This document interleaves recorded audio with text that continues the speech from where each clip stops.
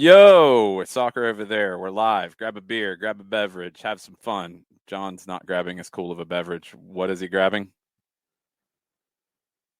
Well, He's muted. since I was trying to unscrew a top and at the same time unmute, but no, since it is after 6 o'clock on a school night, it's actually water. So yeah, I'm incredibly boring. Yeah, I'm incredibly boring. If anybody can tell me where that sounder's from, I probably owe you a lot because if anybody gets it, I will be shocked. It sounded very Darth Vadery to me. It's not. It's not. It's not. Anyway, so we got lots of stuff to talk about. We'll get into picks of the week because it's going to be confusing. This whole breakaway of the Twitch pitch into little fiefdoms is not going to work in the way that I think you think it's going to work. So we'll get into that as we go today. We'll try to make some sense of it. We'll check in on all the leagues and who's going to win and who has won and who's going to get relegated and who's going to get promoted. Serie B Thunderdome was very entertaining on Friday as Monza has not been promoted automatically. They did not get it done. They were in second coming into the day. They didn't finish in second. So things get interesting in Serie B Thunderdome. We'll get into Argentina. I don't know if Defensa is actually going to show up tomorrow to play Boca in the quarterfinals because they played on Sunday, and it's madness. We'll get into what's going on in Brazil. We'll get into everything that's going on. Mexico, the repechaje. We'll get into all kinds of stuff tonight. But we're going to start with a very important story about Marcelo. Not Marcelo at Real Madrid. Marcelo at Lyon. So let's go through the timeline because this is one of my favorite things that I've come across on Twitter today. Zach Lowy, a definite must follow for you.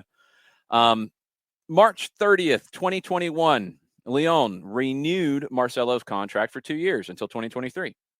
Okay.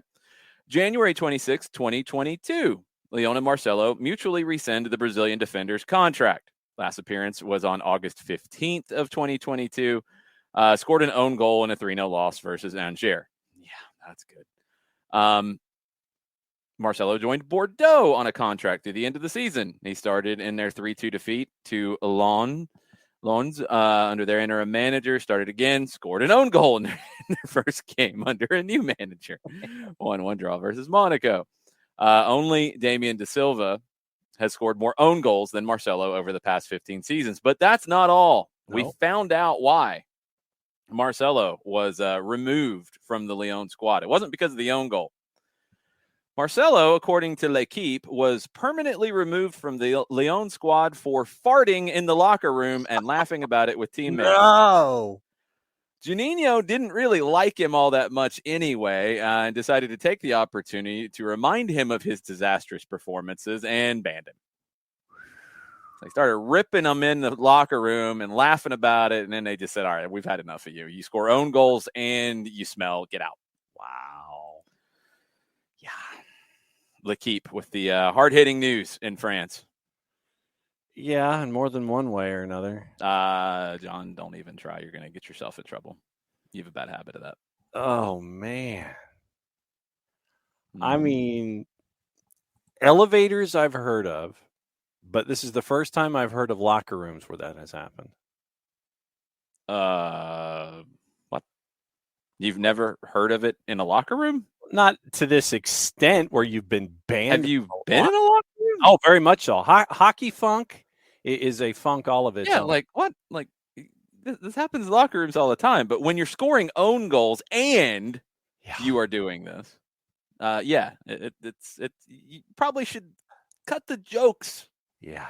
Cut the jokes. Cut the funny ha-ha. Yeah. The toot-toot. Cut that out when you're scoring own goals, man. No, you just need to keep your head down and go hide in the corner. Yeah. Or go outside or something.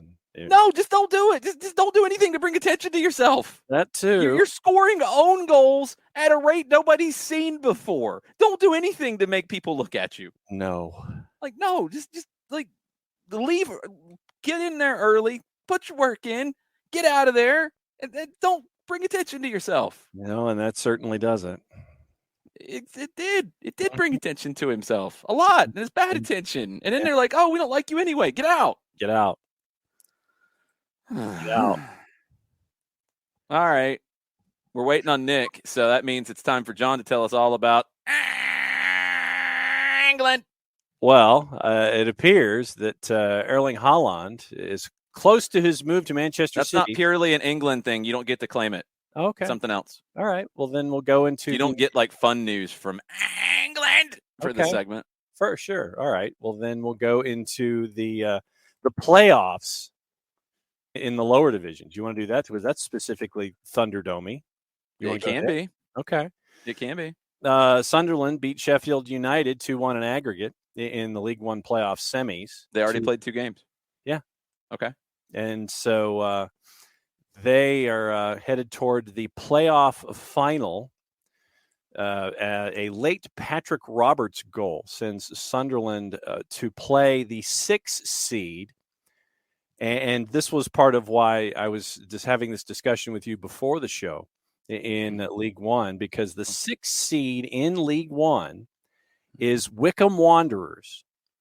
And they have a couple of interesting characters that are attached to their particular club. Oh, my days. Ha, ha, ha. And one of them is Akinfenwa, Beast Akinfenwa, who has said, and he has said this before, but I think he's serious this time, that this is his last playoffs. He's done after this. He's going to retire, and he's out the door. And Beast Akinfenwa helped AFC Wimbledon get to their promotion from League Two to League One. And so he is now in an opportunity to help Wycombe Wanderers should they beat Sunderland in the League One playoff final in 12 days' time at Wembley to get to the championship. And so 3 and 4 got beat by 5 and 6 in these playoffs. Yeah, Wycombe and Sunderland. Dummies. Yeah, Wycombe and Sunderland are your 5 and your 6, and they have advanced. And right now, Sunderland is your early juice box favorite with 12 days to go before these two teams actually play. And who did Wycombe beat? Wycombe beat. Oh, who did Wycombe beat? You had to ask me that one real quick. It was the team that I can't mention by name. Actually, you can mention them by name, John. You're a journalist. You can do it. It's MK Dons. There we go. Fine. That's completely fine. And who did Sunderland beat? Sunderland beat Sheffield Wednesday, even though they played them on Monday. Well, that's what we're here for. So yeah, the 5 and the 6 will be joining the 1 and the 2, and the winner of that one, the winner of the 5 and the 6, gets their way into the championship next season. And the other interesting character is Gareth Ainsworth, their longtime head coach at Wycombe, and we talk about Sebastian Bekasese a lot for his tremendous mane that he has, his tremendous flow that he has as a coach. It's hair. John uses weird terms sometimes. It's mane. It's a flow. It's hair. It's hair. Nobody calls it a mane since like 1989. Wow. And a flow. I got nothing for you. But Gareth Ainsworth, I think that what did you settle on? Not father, but you brought it up. It's like older brother, maybe, or uncle, maybe. So Gareth Ainsworth kind of has the same approach on the touchline to dress and to hairstyle as we've seen from Sebastian Bekasese. It is the open collared shirt with the necklace, the multiple necklaces, and the bracelet, and the skinny jeans or the skinny slacks to go with the monochromatic look for the shirt. So the shirt and the jeans and the slacks match colors. And so Gareth Ainsworth, he's always had the long hair, and he's always been one of the characters of the lower divisions in England. I don't think I could quite do it the way that you do. So I will defer to you in that. But Gareth Ainsworth, one of the characters of the lower divisions, is the manager of Wycombe Wanderers, and they are sponsored by a record company, and they are also sponsored by an ice cream company for their 2 jerseys, and they will be taking on Sunderland for the right to go to the championship next year. They're sponsored by a record company in 2022? Yep, Cherry Red Records. That's probably not good business, but I'll take what you can get, I guess. Yep. And so we are waiting on the other playoff situations. You've got Luton and Huddersfield in the championship, and you've got Sheffield United and Nottingham Forest, and they are going to be playing this weekend. They're going to start their 2-legged series on Friday and Saturday, and the winners of those will square off, and they will be the third team to go up to join Fulham and Bournemouth. What's going on in League Two? Let's see. League Two. Well, I mean, you had to remind me that in League Two that my boys from Scunthorpe and Oldham Athletic are heading down. But yeah, Scunthorpe might have thrown that game, by the way. Yeah, I have serious questions about Scunthorpe and their integrity these days. Yes. And they lost 7-0 when Bristol had to win 7-0 to get into an automatic spot. Let me see. I think Bristol... one of the automatics, the third automatic spot, and it took a 7-0 to get there. And wouldn't you know, it finished 7-0, and and a bunch of kids. And the other part of it was that Bristol and Northampton Town both finished at 80 points, and they both had goal difference of plus 22. But Bristol Rovers scored 7 to make sure that they had 11 more goals than Northampton Town. They needed 7. They needed to win 7-0. They won 7-0. I don't care how they got to that point. They needed to get to a magic number of 7-0, and they got there. Yeah. I have questions. Yeah. Both teams 23, 11, and 12, and both at 80 points. And so Bristol Rovers got the number that they were looking for. I don't think that's just going to go away easily. I'm just saying. There's already been questions levied about this one. Yes. And were you going to skip that because it involves your beloved Scunthorpe? Oh, no, absolutely not. You didn't bring it up. No, I didn't bring it up. Scunthorpe to me was dead. Scunthorpe to me was dead and gone. Northampton Town is furious with this, and they should be. Yeah, considering that you matched the number that you needed to kind of get something to happen. Well, Scunthorpe fielded 7 teenagers in the loss. Northampton Town have raised concerns with the EFL and the Football Association.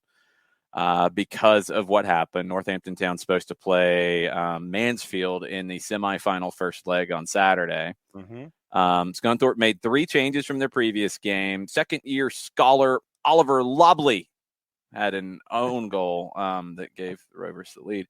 He made his league debut. Liam Feeney, who's 36, and Anthony Grant, who's 34, were on the bench. The average age of the starting lineup was 20. There is some guidance from the EFL that from the 4th Thursday in March, any team sheet for a league game should include at least 10 players who featured on the previous team sheet. Scunthorpe did adhere to that. But Scunthorpe manager Keith Hill said his team were hopeless in defeat. Well, yes, you lost 7-0. Second, he declined to discuss whether his goalkeeper was punched by a home fan during the pitch invasion from Bristol Rovers, because that happened too. He said, I don't really want to talk about it. The referee's done a report, and I want to leave it with them. I don't want to spoil what is a tremendous day for Bristol Rovers. And who is Bristol Rovers manager, by the way? Who is Bristol Rovers manager? Is that Joey John, Barton? This is England. Who is it? You know. Is it Joey Barton? It is Joey Barton. Scunthorpe's manager didn't want to spoil a tremendous day for Bristol Rovers and Joey Barton. I wonder. You lost 7-0. They needed to win 7-0. I wonder about you didn't want to spoil anything, did you? About the health and safety of me and my staff and my technical area during the course of the game, and with respect to what did happen, the referee is going to file a report to the FA. Scunthorpe has been approached for comment about, how did you lose 7-0 when the other team needed to win 7-0? And they have not responded as of yet. Yeah. I have some serious questions about Scunthorpe's integrity, and yes, John's check might have cleared for that to happen, D. Graham. Yeah. He was going to leave this out. I was not going to allow that to pass in the England segment. Yeah. Well, I'm still waiting for my Up the Iron newsletter to see what the response is to any of this, or even if I get an Up the Iron newsletter, considering that the season is over. So we will see what the official response is from the trust. Of which I call shenanigans. I'm very upset with this, and I would like to file a formal complaint to the Soccer Down Here board about John's involvement in this matter. Well, let's see. You tried to bury the news. Your team threw a game, allegedly, possibly, maybe. 7-0. I'm just saying. It's kind of sketchy. Well, so... This did not happen in Italy. This was in England. Yeah, I know. And it was in the lower divisions as well for a team that was out the door. It's just like, yeah, we're done. Yeah, they're done. We're did they get a little parting gift involving a bag of money, perhaps?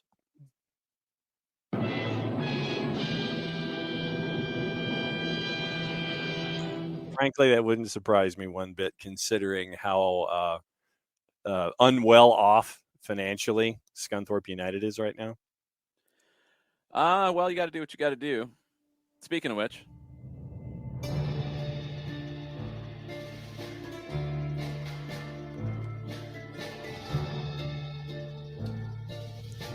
Nick would know about teams throwing games for money. Allegedly, possibly, maybe. Perhaps. To quote the very much alive Tony Leafy. John is on the board of a team that lost 7-0 that allowed another team to get promoted. John. And it was that 7-0 margin that made it happen. Not 6, not like on the way to 8, but right at 7. Had to get to 7-0, and they lost 7-0. They rolled over. I believe that would be a capitulation, sir. No, it's called crooked, John. It's Allegedly, called possibly, maybe. Yes, allegedly, possibly, maybe. I have some serious questions about Scunthorpe. Scunthorpe United. Yeah, that sounds like a dude that just got his MBA. Yes, Scunthorpe. It's one of the background characters on Trading Places. It's bad. But what about Scunthorpe? Is Scunthorpe trading on the orange juice market? Yeah. Yes, he is. He's in the pile. Yes, he's ready for the he's ready for the brothers to make their decision. He's one of the dudes that was looking out through the glass windows and he's waiting on the Dukes to corner the market. Yes. Scunthorpe. I have questions, man. I have questions. I thought me too. Well, I mean, and the evidence, and I will stipulate that the evidence that has been presented by Barrister Longshore here, it does quite add up. 7-0, right? And it's right on the number. It's not like they didn't run out of time. On the number. On the way to 8, it's like, they were chasing after like 8 or 9 or anything. Shenanigans. Yeah. Right. Shenanigans. They're going to the conference after this, and they needed a check to go with them. And I will say this. In my last Up the Iron newsletter, they said we're broke. That's been an undergoing theme, but that was what they specifically said. Did they have an ad that said, will possibly, allegedly, maybe listen to inquiries? It will roll about over anything? for a result here. There was a concern in the last newsletter from the head of the trust about the future of the team heading into the National League and whether or not they would be in any condition in the next handful of seasons to work their way back up into a position where they could be toward League Two. Do we know what the line was on the 7-0? I might be able to help you. I might hang on. able to help let's see. Scunthorpe was a plus 22-27 to win. Bristol Rovers was a minus 11. John. What were they to win? Plus 22-27. Somebody got paid, yo. Okay, so here's your over/under totals. Over/under. So we said over/under 6.5. The over is plus 600 at 6.5, and the over/under right at 7 is a plus 1,000. People got paid. It's a minus 1250 for Bristol Rovers to win, but that over is where they got paid. That is where things got out of hand. So people put mega money down on Bristol Rovers. They get promoted with the result, and some people got paid. Wow. I'd let this be a lesson that whenever you come after the beautiful people of Europe and you say, "Oh, your league is so crooked," remember, Scunthorpe. Well, as Coco says, Scunthorpe. Coco is calling it Scunthorpely right now. Yes, it is. It is Scunthorpely right now. Yeah, they weren't plus 2,200 like that. That wasn't what won. It was minus 1250. It was the over that got them. The over is where you get it. Yeah, if the plus 2,200 had won, then I really, really, really am gonna have to turn John in. Yeah, if that's what happened. So the total at 6.5 was a plus 600. The total at 7 over/under was a plus 1,000. Wow. Yeah, that's so we're going to need to look at the financial records. One more, and hang England before we move on. You remember old Barnsley last year? They brought in Daryl Dike. They bring him on loan. They've got big plans. They got big ideas. They finished last in the championship, and they are going down to League One. Last. They were trying to get promoted last year to the Prem, and now they're going to League One. That's how fast it can turn. Yeah. Their ownership is the ownership that has a few other teams, and they're all doing pretty badly, if I'm not mistaken, and people are not happy about it. John, this is your country. Who's Barnsley's ownership? That's what I'm digging up here real quick. Dios mío. I think it is the 777 Partners. Oh, if I am not mistaken. Ooh, hello. And actually, it might not be. Yes, they're in one of these new city capital. So same idea. They've got Barnsley, they've got FC Thun, they've got Ostende in Belgium, they've got Nancy in France, whose fans are not happy. They got Kaiserslautern. It's a problem. Chen Li, who is the Chinese American entrepreneur, investor, et cetera. He is trying the Moneyball experiment in English soccer, and he's got his team relegated badly. Do we know what happens with Mr. Daryl Dike now? Well, no, he went back to Orlando. Then he ended up back to Orlando. Yeah, okay. Barnsley didn't have the money to bring him to keep him once they. And so, goes from Orlando to West Brom. And he's rehabbing an injury right now. West Brom finished safely mid-table. Barnsley, however, 6 wins in 46. Barnsley. Adios. 6 wins in 46. See ya. Barnsley, come clean the privy. 33 goals in 46 games. That's what they're doing, man. They're going to be cleaning the championship privy on the way out the door to League One, brother. All right, let's jump over to Italy. Milan made it a little interesting. They fell behind Hellas Verona, and then they came back to win 3-1. Were they just trying to entertain us, Nick? No, oh my God, no. We're doing everything we can to throw this thing, man. Doing everything we can. Thank God, Tonali, that deal worked out perfectly. Still have, Interisti all over the map saying, he's overrated. No. He just picked the right team to go to because, I'm just saying. Look, it is Milan has a habit of blowing leads. Scusi un momento. Pitch invader. Yeah, today Fiorentina 2-0 smacked Roma around the table as we stand in Serie A through 36 games. Milan, 80 points. Inter, 78 points. 2 games left. Napoli, 73 points. Juve, 69 points. They're good, officially good as number 4. And Lazio's on 62 and 5th. Roma's on 59 points in 6th. Fiorentina's on 59 and 7th. Atalanta's also on 59 in 8th. That is the table. On the bottom end, it is still a little interesting because Venezia got a win. Genoa got a win. Cagliari drew. Salernitana drew. So Venezia's on the bottom on 25, but they're not relegated yet. Genoa's on 28. Cagliari's on 29. They are all in relegation spots. Salernitana is safe at the moment on 30. But Venezia is all but gone. Yeah, they pretty much acknowledge the fact they're at Roma this weekend. Yeah, I mean, there's got to win out and need Salernitana to lose out, and it's not like that. Right. Roma's trying to get a spot in Europe. They're not giving up anything.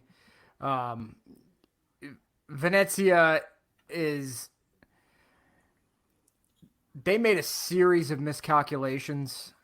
It's almost like in chess when when you watch 2 high-level players and there's still a ton of, pieces left on the board, and one of the guys just goes like, yep, and just knocks the king over.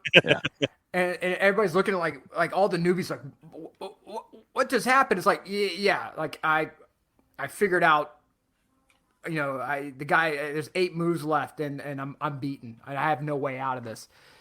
And that's what happened with Venezia is that they waited too long to change the manager.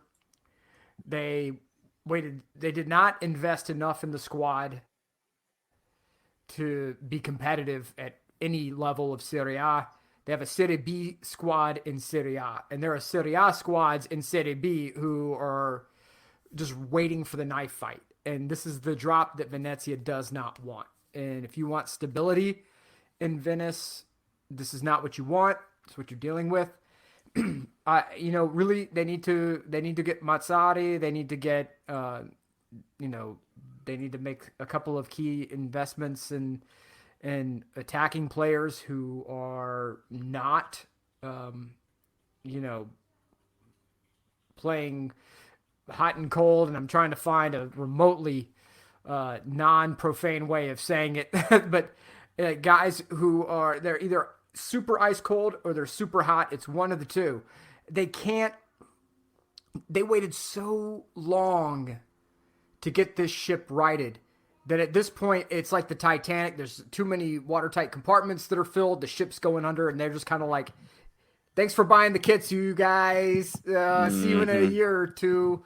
So, this is the challenge with American ownership in Calcio, and that is that it's one thing for these Italian guys to buy the teams, and even if they stink, they're not going anywhere. With American investment, it's largely metrics based. So how long are they going to stick around pouring money into this thing? What contracts are you going to lose? What players are going to stick around? Which players are going to try to engineer ways out? What are you going to do with Pinso, the Estadio Pinso? You can't do anything with that stadium. It's in the middle of a lagoon. You can't build up. You can't build out. I mean, if anything, you keep it as a practice facility, tourist destination. Maybe you build something out toward Marco Polo International Airport, which is the airport that services Venezia. I don't know which way is up for them at this point. They have the best branding of any club in Serie A. They have, one of the best social media presences of any club out there. What do you do? Where do you go? And because it's going down to Serie B, we've talked about this. It's like tying weights to your leg and diving into the deep end of the pool. It's very easy to get sucked under there. Wish them the best of luck, but we've seen this show before. Let's get into the financials a little bit, because there's other news in Italy that Arctos Sports Partners has invested about $36 million to buy a minority stake in Atalanta. And with the financials that have been disclosed to Italian regulators on Atalanta, this is at the end of the calendar year 2020, where you first started to have some COVID effects. Mm-hmm. They generated about $255 million in revenue, $56 million in net income, and had roughly $53 million in long-term debt at the end of that calendar year. Mm-hmm. It's not bad. I mean, it's not bad. Look, I know there are people who are looking at and asking the question because maybe you just see Atalanta, when they pop up in Europe and they get drilled, and you're like, well, how's this guy keeping his job? Atalanta is one of the few, if not the only club in Serie A that is like financially to the good. Yeah. They're not up to their elbows in debt. They're not having to use shell companies to move debt around, and it's Gasparini knows what he's doing when it comes to developing players. He knows what he's scouting for. He knows what he needs to find in players who are very cheap when they bring them in, and he knows how to put them in positions to make them highly marketable on the way out. There are a lot of clubs in Serie A who are waiting for them to drop Gasparini to bring him in immediately. So Atalanta would be very wise. I know that, finishing, let's say they go anywhere between, 8 to 6. They're 8th right now on the outside looking in. I mean, there's always different movement with cups and other things that move pieces around with the European spots. But right now they're on the outside looking in of the European spots. Right. And I know that, there may be people in Bergamo, there may be people in, media pundits who are like, why you got fire? No, you can't do that. This guy has built a sustainable model for you where you're the best thing you can be right now, and that's profitable. Yep. You know, if you can be good and profitable, which they have been for a number of years, why would you want to upend that? And I know Gasperini could be a bit of a character, but congratulations, you're in Serie A. Everyone's a character. So I would keep him there. I would say that Napoli is probably just waiting to see what happens with the Gasperini situation. I would say that another team that could be waiting to see, if just looking at the board now, Torino, Verona, I think is okay with where they are, but Bologna, what is Saputo going to do? He would probably snatch Gasperini up in a heartbeat. Salernitana, even though they've kind of pulled a little miracle escape for the moment. Yeah, for the moment. But there are options, plenty of options for Gasperini if he gets pushed out of Atalanta, which would be extraordinarily stupid to do. And from what I understand, at the moment his job is safe. He's kind of inserted his own doubt into that equation, but for the time being, he's okay. Salernitana is right now safe. They finish at Empoli this week and hosting Udinese the last week. Those are both manageable. Cagliari is hosting Inter and at Venezia on the last day, and I would expect that Venezia is out by that point. But if Cagliari loses and Venezia wins this week, and things get really interesting, because that could be a playoff game essentially. It could be, but they don't have the firepower. And Coco asked, why would Atalanta fire Gasperini after one not stellar season? Yeah, I think it seems to be more that Gasperini might walk. Right. He might say, you know what, I've done all I can do. Then they would fire him. Right. They don't want to get rid of him, but they sent Papu Gomez out after the fight. Right. In the locker room. It's cheaper to change the manager than it is to change the players. And when he and Papu Gomez got into fisticuffs, they sent Papu Gomez packing. Yeah. So if that tells you what level of esteem they hold this man in, that should give you all the information you need right there. No, look, the bottom of Serie A is pretty wild. So Venezia goes to Roma next week. It's not good. No. Salernitana has manageable games. They've got to drop. If let's say they lose at Empoli, because they're on the road. They lose at Empoli. I mean, they're not favored. Whoa, let's see. Hang on. Nope, they actually are favored. That's kind of crazy. Yeah. So they're favored on the road at Empoli.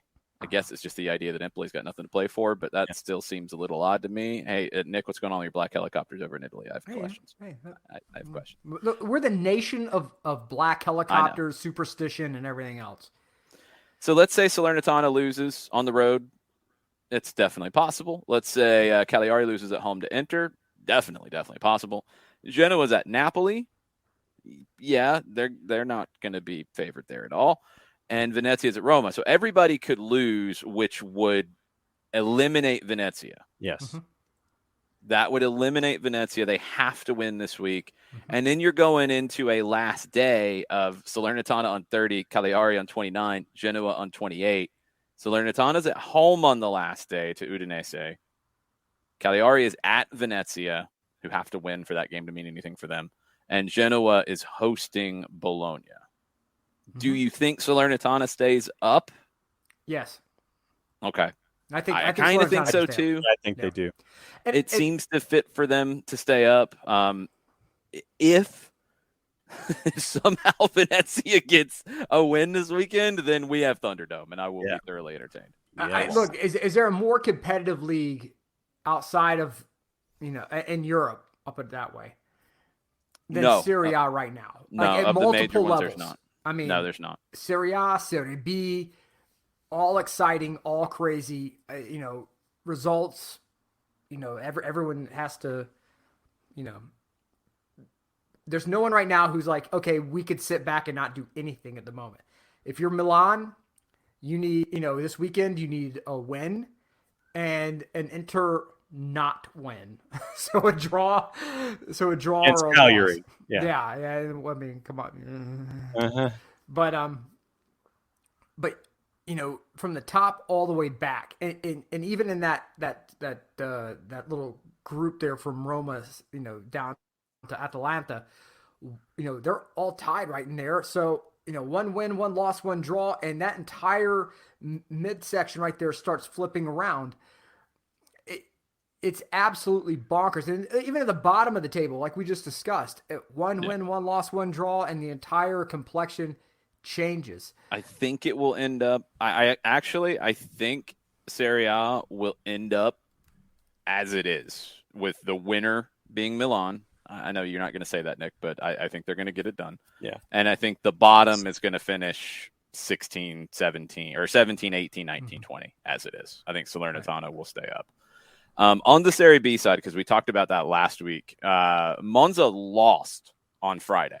Hey. If they win, they go up automatically. They lost. They were one of the top 6 that lost. So they're going into the crazy Thunderdome playoff. Lecce and Cremonese are the ones going back up. Those are done. Then it is Brescia and Perugia playing 5 versus 8. Ascoli and Benevento playing 6 versus 7. The winners will play 3 and 4, which is Pisa and Monza, and one of those 6 will go up with Lecce and with Cremonese. Yeah, and this is for Monza to be in this position where they had a surefire. They lost 2 of their last 3. Yeah. Right. This is not and we talk about all the time how Serie B is a knife fight, and we're not kidding. You look at the table; it's kind of wild to look at the teams that went up or have a shot to go up, and what they did in their last 5. Mm-hmm. Cremonese lost 3 of their last 5, and they're going up. Mm-hmm. Like, they kept the spot. Benevento lost 4 of their last 5, and they're in the 7th spot, so they're in the playoff. Frosinone lost their last 2, and they missed out on goal differential. So, I mean, it's Lecce, who won the thing, lost 2 of their last 5, and it came down to the last day for them to win it. Just absolute chaos. Yeah.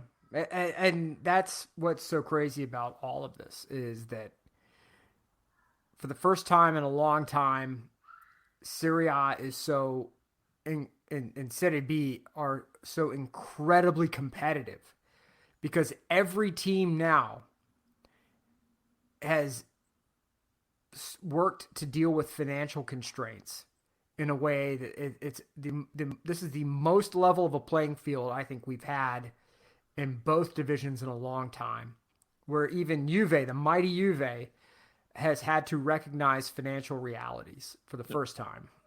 Inter, they have to understand and recognize financial realities for the first time in a while. Milan figured that out and managed to put a squad on the field that's highly competitive at a much smaller payroll than a lot of the people who are beneath them at the moment. That's why I've said it, and I will continue to say it. Even if we don't win the Scudetto, this is probably the most proud I think I've been of Milan in a long time, because of the competitive fight that they're putting out each and every week.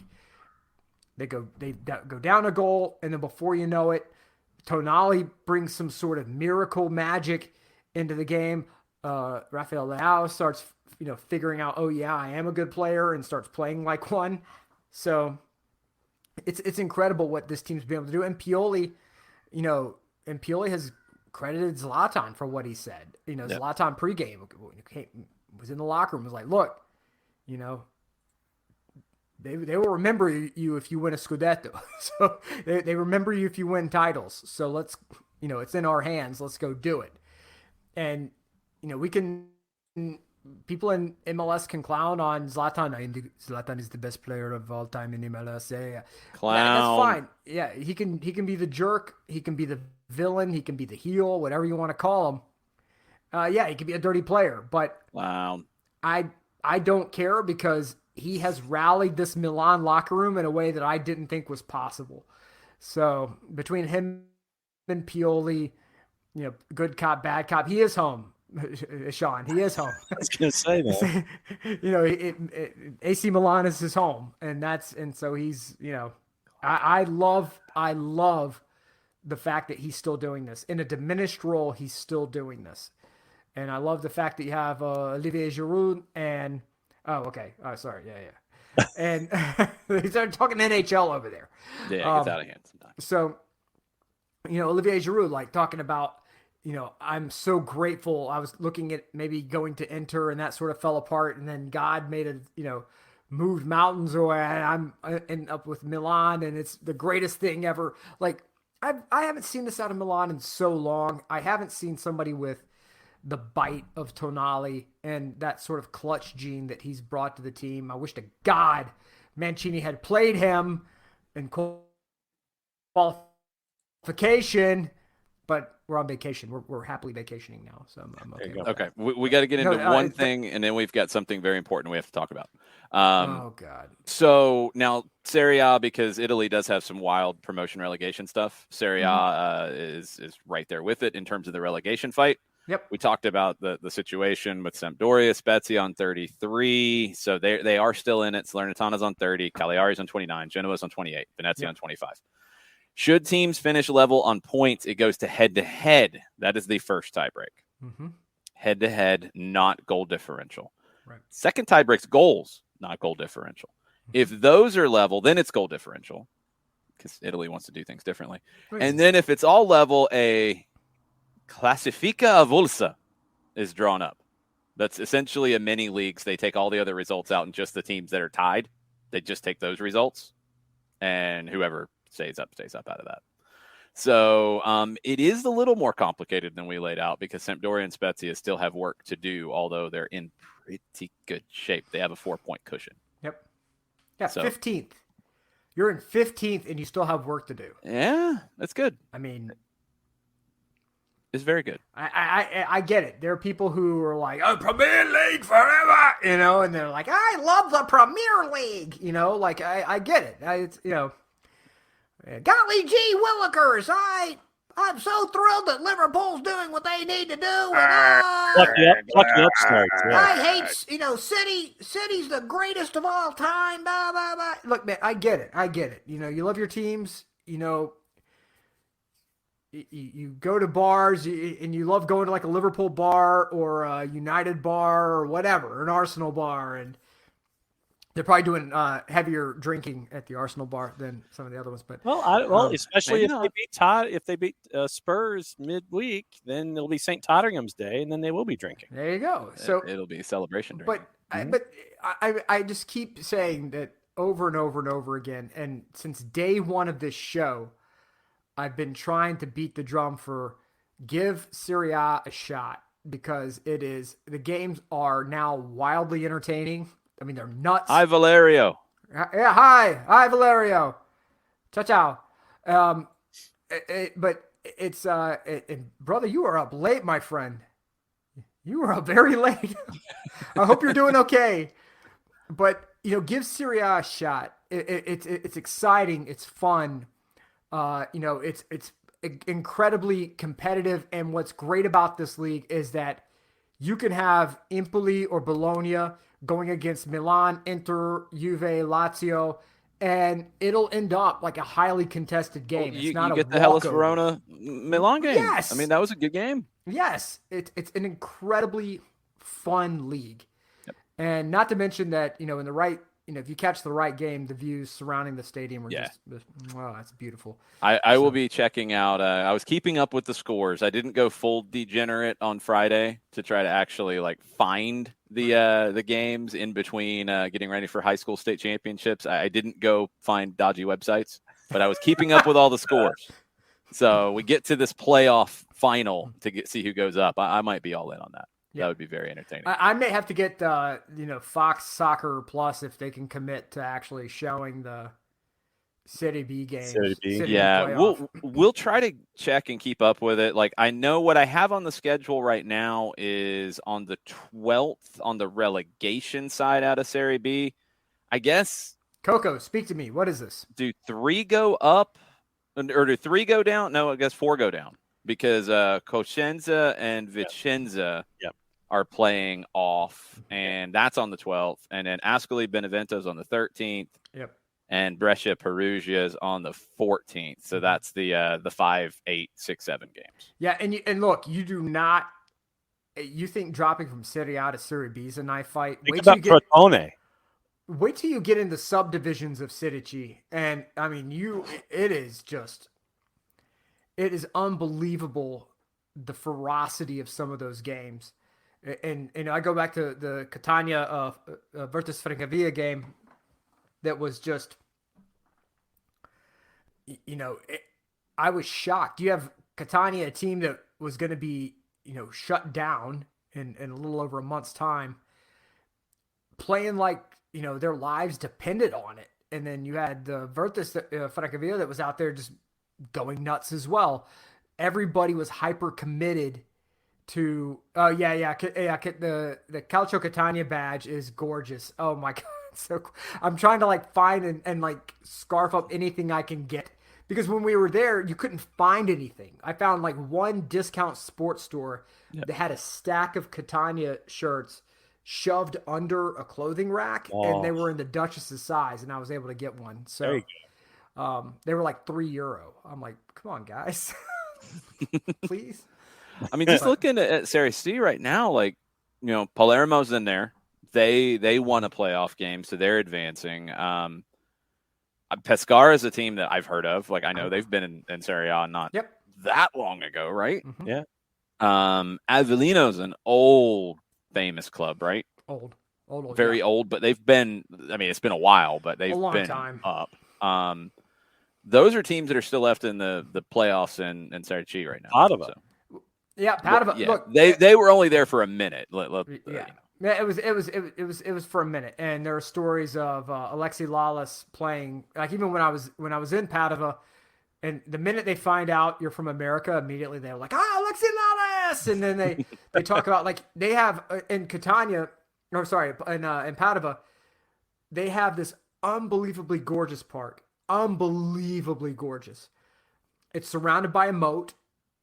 And it has these unbelievable carvings and statues that go all the way around, and they have and apparently Alexi Lalas would go there on off days with his guitar and would play music in the park. So people in Padova were like, "This is fantastic." And in Padova, it's a university town, so there are a lot of people there who speak English anyway.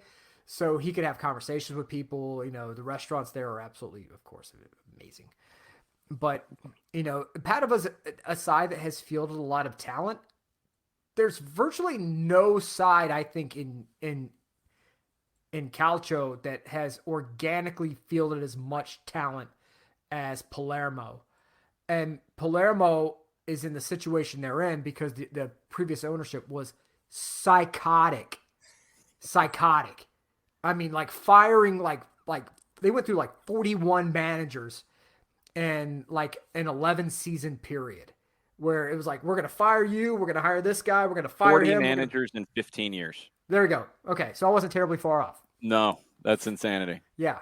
2016, in April 2016, when they made a change late in the season, 8th coaching change of the season. Man, they're worse than Watford. Yeah. Oh yeah. Watford has nothing on Palermo. No, They would fire and hire. I think there was one guy they fired and hired twice. Are they Billy Martin and Steinbrenner here? Yeah. Maurizio Zamperini. Yeah. And the guy was like, yeah, I know. I want I want us to win. I want us to be great. And they are the Londonara of Calcio. But I mean, if Edson Cavani, Dybala. I mean, Gattuso was a manager there. Yeah, he was one of the 40. Yeah, but these are Dybala and Cavani came through Palermo. I mean, they had one of the greatest scouting departments in all of Calcio. And Simeone was there for 5 months in 2011. There you go, Pastore, and I mean, you had all these great players come through this club, and they still found a way to go bankrupt. And it's one of the great tragedies of Calcio. As a Sicilian, it's Catania versus Palermo, right? That's the great battle. We talked about this previously. I want Catania Catania in Serie A before Palermo. It's not going to happen. City Football Group is buying Palermo. Don't change the color scheme. But is that done or is that still in the rumor stage? I'm sure it's still in the rumor phase, because to do any sort of large business in Sean, I'm here as a man of peace. I'm here as a man of peace. Wow. And a man of nonviolence. Oh. And I am. Oh my God. Here's the latest, so you don't fight anybody. This was from a week ago. City Football Group in Palermo. The majority stake in Palermo, according to reports in La Gazzetta dello Sport, the majority stake, 80% of the club, $6.3 million. $6.3 million for 80% of the club. Mm-hmm. Yeah, that's not shocking. And Palermo is beautiful. Oh dear. Maurizio Zamparini. So first off, I think we might have to do a documentary on him because he's amazing. Ricky Ricardo. Oh, Ricky. No. Ricky. I almost stopped at a Fazoli's just to see what it was like. I've had Fazoli's. They overcook everything. I've been to Fazoli's, but it's been decades. I almost did it for laughs and sent it to Nick, and so he would have erupted. Because there was one in Macon when I went down there. Anyway, so Maurizio Zamparini, I think we need to do a documentary on him. Sadly, he passed in February at age 80. But he stepped down as Palermo chairman in 2017, 15 years in charge, and his erratic behavior. Nobody exactly knows how many managers he went through in the 15 years. Seems like 40 is the number most people go with. I've seen 35, seen other things. According to The Guardian, at one point, Zamparini, quote, I'm just going to read the quote, okay? Okay. This isn't my quote. This is what Maurizio Zamparini, God rest his soul, this is what he said, because he wasn't very happy about his players at some time when he owned this team. Mm-hmm. And he, quote, once threatened to slice off his players' testicles and eat them in his salad. Whoa. Oh, wow. Yeah. So he's that hot under the collar, huh? Yeah. Wow. We come by it naturally. Yeah. We come by it naturally. Yeah. Look. He did. Look, now this guy, so he entered into football in 1987. Mm-hmm. He bought Venezia, saving them from possible bankruptcy in 1987. Where have we heard this before? This is crazy. 87. They were in Serie C. He saved them from bankruptcy. He got them into Serie A. Then he sold Venezia in 2002. So he was there for 15 years. Right. He sold Venezia, bought Palermo. Mm-hmm. Roma's chairman, Franco Sensi, had Palermo at that point. They were in Serie B. His goal was to bring them to Serie A. He did. He got them in 2 years.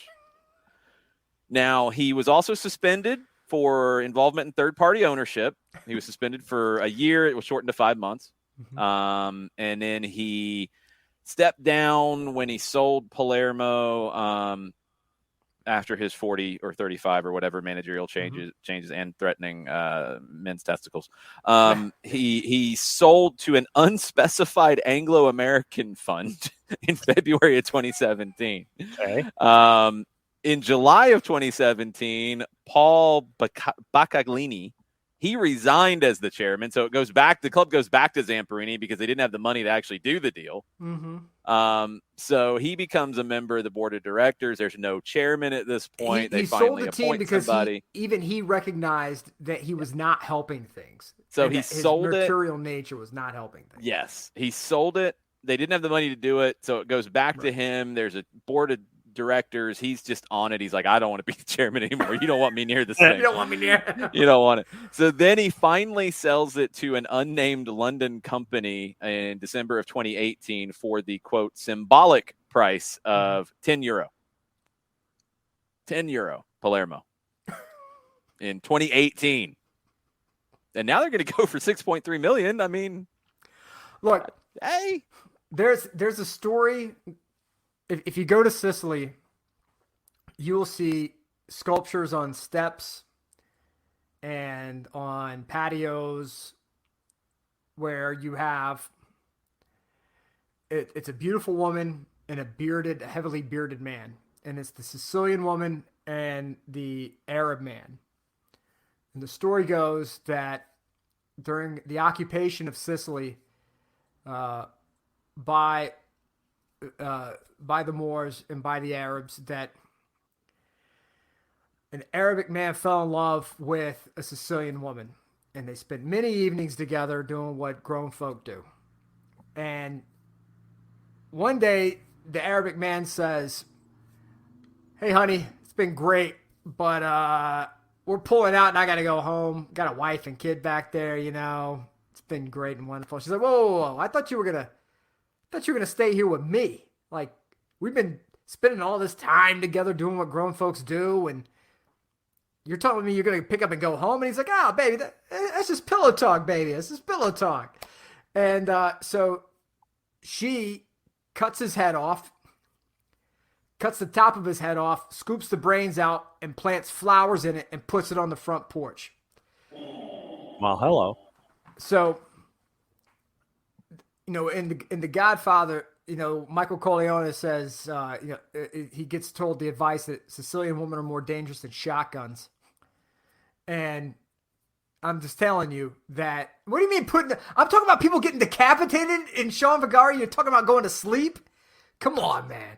Good Lord. That's got crazy. My God. So what I'm saying is, you know, we are a mercurial people. We, you know, I understand this. Zamperini understood this. Palermo, you know, just you do the history on Palermo and you can quickly see how things could get sideways quickly. But I would like to see a Sicilian club in Serie A. And if it means that it's got to be Palermo, then it's got to be Palermo. I'm not going to be wearing pink, but I'll be happy to see them there. As long as City Football Group doesn't change the pink. Don't mind. They can have the baby blue as some like second or third kit. Yes. They can add it as like an accent color, whatever. That's fine. Baby blue and pink's fine. That'll work. But don't change the pink. No. Yeah, from June 2002 through the end of the season in 2017, it's right at 40 different managerial changes. Yeah, and look, there's still some possible. Palermo is not the city that you want to go messing around with that. They are not. No. This is not Melbourne. This is not some group of like, oh, well, I don't like this sky blue. I think I'll just deal with it and go buy a couple of kits. No, you have like the old school pitchforks and torches coming down the street. They don't play games down there. City Football Group, I know you're not listening, but if you are listening, just don't do it. Just don't change the colors. Don't change it. Leave the Art Deco. Leave the Art Deco font. Leave everything. Just leave it as is for your own personal safety. Pour the money into the club and walk away. That's it. Yes. Thank you. All right, we got to move over to Spain because things are happening. Big things are happening in Spain. Real Madrid, they have lost out on the Erling Haaland sweepstakes. Remember the whole plan? It's we're going to get Mbappe. We're going to get Haaland. We're going to get everybody. Home for you. They didn't get Haaland. He's going to Manchester City. So, reports today that one Kylian Mbappe was having lunch in Madrid. Not bad. It was just lunch. I'm sure it was just lunch. Yeah, absolutely. There are reports that he will be presented in July. He's not going to announce anything until after he is done with the national team in June, and then he will be part of their U.S. tour this summer. Those reports are going on, and then across the country, a little club by the name of Barcelona. They're not going to be left out of this conversation. Are they not now? Things are happening in Barcelona tonight. Like what? Pray tell, sir. Restaurant. Well, you remember we've talked about it on the show before where Lionel Messi, popped in a while back. It's a fancy restaurant in Barcelona where things happen. Conversations are had. One Mr. Neymar is in Barcelona tonight with his pops having dinner. El Chiringuito. Partidazo. Cope is talking about it on the radio in Barcelona right now. And, oh, buddy, I'm sure people are just, chill about that. Yeah, they're level-headed. He was ordering something. He was ordering the appetizers. PSG said they'll sell. Why? Okay, no. Why Neymar and not Messi? I don't understand this. Why? I don't know. I don't understand. I don't know if PSG will let Messi go. Yeah. I think that might be part of it. Hey, look. Also, Dani Alves was there too. He's hanging out. He plays at Barcelona, so maybe it just no big deal. There's video of Neymar arriving at Barcelona from earlier. He's hanging out. He's chilling. He's in shorts. He's taking pictures. It's Neymar having fun. That's what Neymar does. Mm-hmm. Look, I'm sorry. Neymar. I understand he felt like he had to get out of shadow. He needed to go do his own thing, plant his own flag. I understand. I get it. But oh yeah, Neymar's posting pictures on the gram too. Oh, he's on the gram? Barcelona. He's on the gram. Oh, wow. Okay. Yeah. So he ain't even trying to hide it. No. At some point, look, Neymar is going to have to. He's closer to the end of his prime than he is at the beginning of it, and this thing can end far earlier than you think it will. All I'm saying is Neymar needs to start investing in his fitness more. He needs to start investing in not taking a month off for his sister's birthday. If you want to, but I'm hurt, dog. Right. He really was hurt this year. This year, yes. This year, got to give him that. This year, yes. I talked about like ankle injuries making my stomach turn. That one made my stomach turn. That was not. That's fine. That was bad. But he had to, I'm sorry. He's got a track record. Yeah, he has to. If he wants to be, and maybe he made the decision that I don't care about how I'm perceived and I don't care. I'm just living this life how I want to live it. And if that's how he's doing things, vaya con Dios, amigo. Have fun. No one's going to stop you because you're good enough to maintain where you are, but don't ever try to approach the mountain of the gods, if you will. You're not ready for Olympus, my guy. So he could change that. He could change it. But... If, and I'll tell you how he changes it, and I think it's enough to change it. Brazil wins the World Cup this year. They're favored. I think they're the favorite.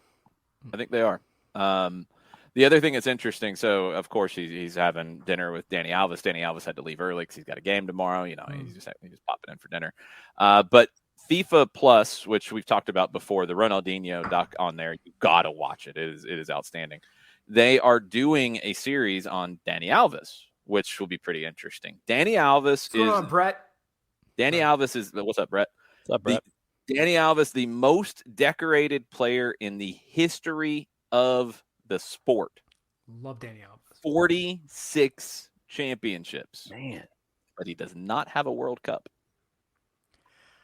Dani Alves as a defender is a guy who I really, it's like Maldini and Dani Alves were the two guys who I looked at as defenders, is what you could do. And especially with Dani Alves in the attacking part, like he's the guy who, whenever you have an American coach in the old days who was like, you don't go past the half line, and then you watch Dani Alves play and you're like, wait a minute, I can go beyond the half. I can score. It's magical kingdom past the half line. It is. It's like this is just crazy sauce that he was a guy who really, how he played the game and the way that he approached 39, he's still playing it well.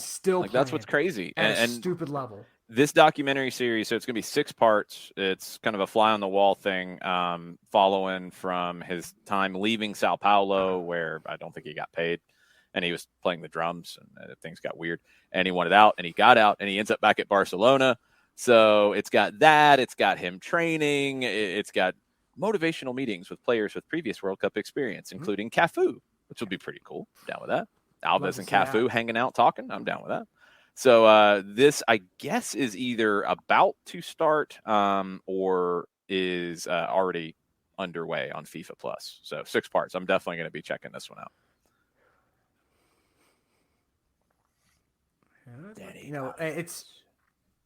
He's one of those guys that when he's done, 40. When he's done, titles. We're gonna have to look at him differently whenever he's done. Because he's changed teams so many times. I think it kind of gets lost in the sauce on how damn good he really is. But when he's all said and done and it's wrapped, the career's done. We're gonna have to look back and reevaluate how we view Dani Alves, because he's been stupid good for a long time. Bayern, Sevilla, Barca, Juve, PSG, Sao Paulo, and Barcelona again. Mm-hmm. That's where going back to Barcelona and not just being on the roster, but being good at 39. Right. Winning the gold medal with Brazil in Rio in 2016. I mean, that's one that Neymar does have, but that's one that Dani Alves has too. Like, right. It's an amazing career. So yeah, that'll be a good one to watch. Definitely check that out on FIFA Plus.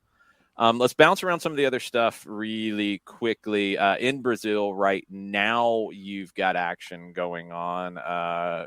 Coritiba's up 1-0 on Avaí in the 55th minute. Over the weekend, Botafogo beat Flamengo 1-0. Jumped them in the standings. Flamengo moved it out of Rio to play it in Brasilia. Which I don't know. Probably got paid.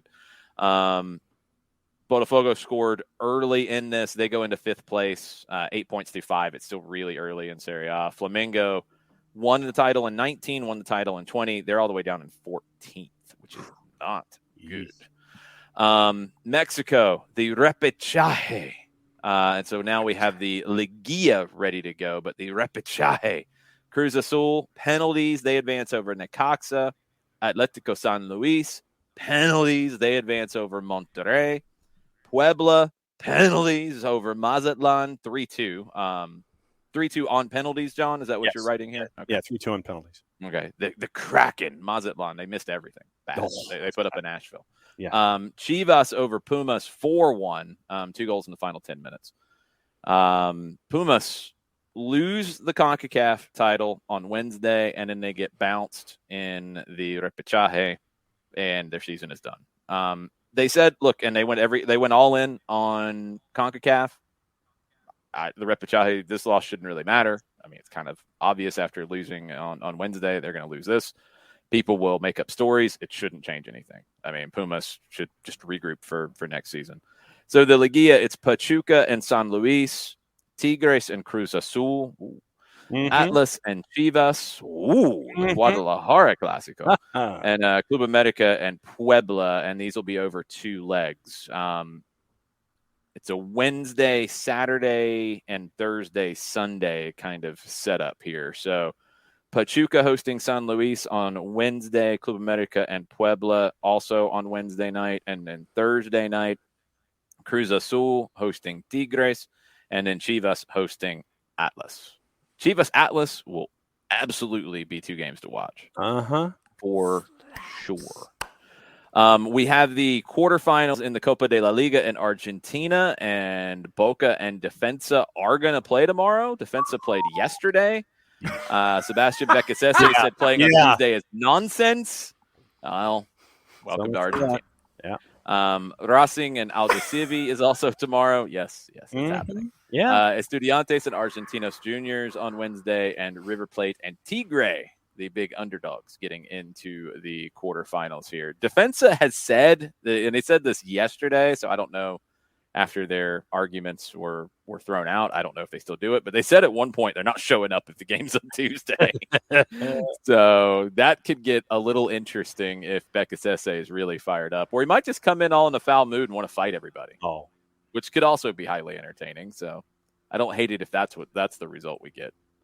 Very, very possible. But it was kind of a wild ride for those games yesterday. At one point, Defensa was out, and then things turned and they go through. So they go through in third. Scotland, a story to tell. I was saving this for Jarrett, but he's not going to be with us tonight. Arbroath, and I know I'm butchering that. Sorry, Scotland. I apologize. They are basically part-timers. They might get promoted to the Scottish top flight. They have climbed from the 4th tier to the championship. They're on the verge of the top flight. There we go. They finished as runners-up in the 2nd tier. Their manager, Dick Campbell, says, we're so close to immortality. Nobody else will ever do this. He showed up 6 years ago. They were in the 4th division. They were drawing about 500 people a game. Their stadium backs up directly onto the North Sea. Their open terrace is exposed to fog, freezing winds, and even the occasional rogue wave. What? I don't know. Campbell, so he had been this guy Dick Campbell, been trying to get back into management. He got fired from Forfar Athletic, another side nearby. And his quote about getting fired from that team, the guy who sacked me has apologized since and said he was an idiot. And then he says he goes over to Arbroath, and he says, my first game was down at Berwick, and we got beat 4-1. I thought to myself, what the F have I done? And now he's got them possibly going to go up. Can you imagine being in this stadium and you've got your haggis and your you better mushy have some haggis peas? if you're up against the North Sea. I don't think they have the mushy peas in Scotland. I think they have better taste. But you have your haggis and you're hanging out and you're like, enjoying a great better taste than match. You're like, hey, but and then like a rogue blanking wave comes crashing over the wall. You're just kind of hanging out, What? You get a rogue wave. Yeah. Oh man. Is it like Splashwater Falls or something? Like Probably, triggered. Absolutely triggered. Like a crabbing boat gets launched over the wall. I mean, they're hanging out watching the game then? Turn it into like a Savannah Bananas game where just like random things happen. Might as well. So they finished 2nd, and Jarrett is going to try to tell you people, you good people out there who listen to soccer over there, and I'm sorry and I apologize to you every day for you spending your time with us. But Jarrett is going to try to convince you that you should be pulling for Inverness Caledonian Thistle in the playoff to go up to the Scottish Prem. He's going to try to convince you of this. They've got a little mascot named Lionel Messi. Oh, it's nice. It's whatever. It's fun. Cali Thistle. And yay! They're going to play a team of part-timers with their manager. Didn't think he thought he was done. He's like, what the F am I doing in this place? We got rogue waves showing up on the stadium. Waves, son. Part-timers. These guys work. Some of them work on the day of the game. They're going to beat Cali Thistle, and they're going to go up. And then they can punch the mascot. Hey, guys, I got to step away and say happy birthday to my mom. Happy birthday to Nick's mom. Happy birthday. Nick will be back with us. Yes, he will. So I have gone ahead and followed them on LinkedIn and on Facebook. Arbroath. You followed them on LinkedIn? Yeah, apparently they've got it. They're on LinkedIn as an entity, and so you can follow them on LinkedIn. So I went ahead and did where I'm going to follow places, but no, like I said, I was trying to just see what was out there in social media and media to follow. And then first off, sure enough, at Arbroath, you got LinkedIn. And it's like, okay, well, I'll go ahead and do that. And then you went to Facebook and followed them there too. And so it's, let's see, fans will be able to buy physical tickets from their ticket office up to 1 hour before kickoff from Arbroath, by the way. So their nickname, they're the Red Lichties. Yes, whatever a Lichty is. I don't know exactly. It's Scotland's its own universe at times. I'm learning. I don't know what Lichties are. When you look up Lichties, it goes to Arbroath. The Red Lichty name appears to have originated from a light used to guide the fishermen to harbor. Ah, yeah, that makes sense. It does. All right. Absolutely. So I am pulling for these guys. I'm pulling for this team. They were founded in 1878. 1878, and I'm sure they've been in the top flight. Yes, they've been in the top flight before, I think. They've never won the top flight. They have never won the 2nd division either. They have won the 3rd division. They've been runners up. Last time they were runners up in the second division, like they were this year, was 1972. Yeah, more on your Red Lichty. Whether this was a beacon lit by the monks of the Arbroath Abbey in the distinctive round window high on the south transept of the Abbey, or a light erected by harbor authorities in later years, is a matter of conjecture. But yes, it goes back to the light used guiding fishermen to harbor. So the last time they were in the top flight was 1975. It's been a while. I am definitely pulling for the Red Lichties. No doubt. And they have made their own song. They Neil Grant composed the song. It's played in the stadium before the games. Neil Grant, please don't get mad at us. I was going to say, hang on. Are you going to try to find it? Yes, I will. I will. Let us learn about our new favorite team. Yes, of course. Absolutely. Let's see if I can pull this up and we'll hear what it sounds like, because I'm very intrigued by this whole Absolutely, thing, no doubt. At this point. This is what happens sometimes on soccer over there. You just have to deal with it. And again, I apologize in advance and all the time, just because I probably should. Okay, so here you go. Hopefully no ad ahead of time. Let's see. All right. Arbroath. Yeah. Yeah. Okay.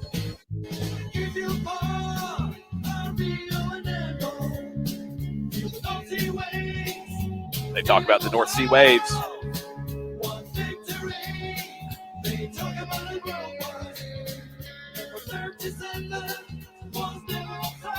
Number 37 was never offside?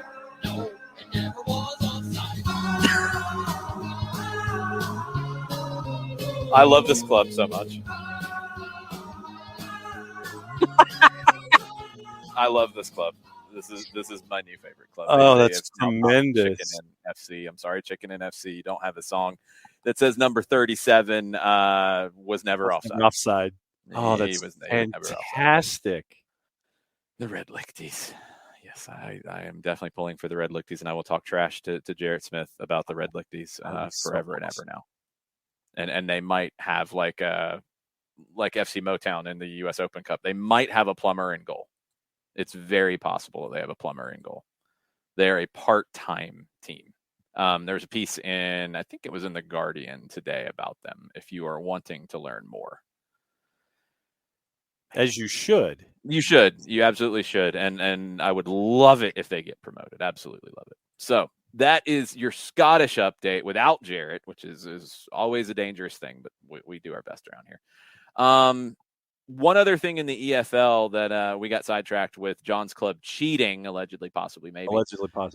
Mike Ashley might be back in the mix trying to buy Derby County because Chris Kirchner can't quite get the deal done because of the stadium situation that Mel Morris, the previous Derby chairman, still owns.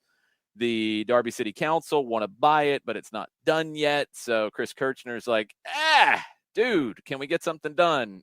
We're at an impasse. Mm-hmm. And then Mike Ashley shows up, and he might try to get it done himself. Ugh. Exactly. Wayne Rooney says he'll stay if Kirchner gets it in League One. He will stay. Spanish update outside of Neymar having dinner in Barcelona and vacationing in Barcelona. Atleti 1-0 win over Real Madrid. Of course, Real Madrid have already won the title. Atleti are in fourth. They're on 64 points. They are 6 clear of Real Betis with 3 games to play. They are almost there in terms of having a spot in the Champions League. Almost. And in Germany, on the promotion side of things, FC Schalke back in the Bundesliga. They're back quickly. So when we look over in Germany for an update, let's pull that up because there were some interesting possible storylines with promotion. Relegation, Greuther Fürth, bye. Arminia Bielefeld right now, bye. 1 game left. They got a win, and I think they're going to need a lot of help and goal. I think they're done. It's not done, but it's done. Yeah. Stuttgart is in the playoff spot. I don't think they could get out of it even with a win and a Hertha loss, but possibly. Goal differential is the first tiebreaker, and there's some pretty wide goal differential margins here. So I think we're pretty much locked in. Yeah. Second division, so that Stuttgart game, they would play right now, and this is not locked in. They would play Hamburg, who's won 4 in a row to get into third place. Hamburg, I think, still could. Yes, they definitely could because they'd have the goal differential. If they win and Bremen lose, they could get into second, automatically go up. Bremen could fall into the playoff spot. Hamburg, if they lose, Darmstadt could go up ahead of them, but Darmstadt's lost 3 of their last 5. St. Pauli needs a lot of help because they lost to Schalke. So they need a lot of help now to get into the playoff spot. That's as high as they could get. Darmstadt has a home match against Paderborn, who's only 6 points below them in the standings. That's Hamburg is at Hansa Rostock, who is a 500 club, and they're currently in 12th in Bundesliga B. And Werder Bremen is at home to Regensburg. Regensburg is a spot below Hansa Rostock in 13th. So it probably should finish as it currently is. Yeah.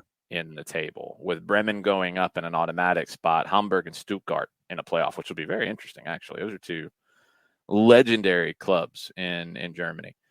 37 might be Rudy for Arbroath.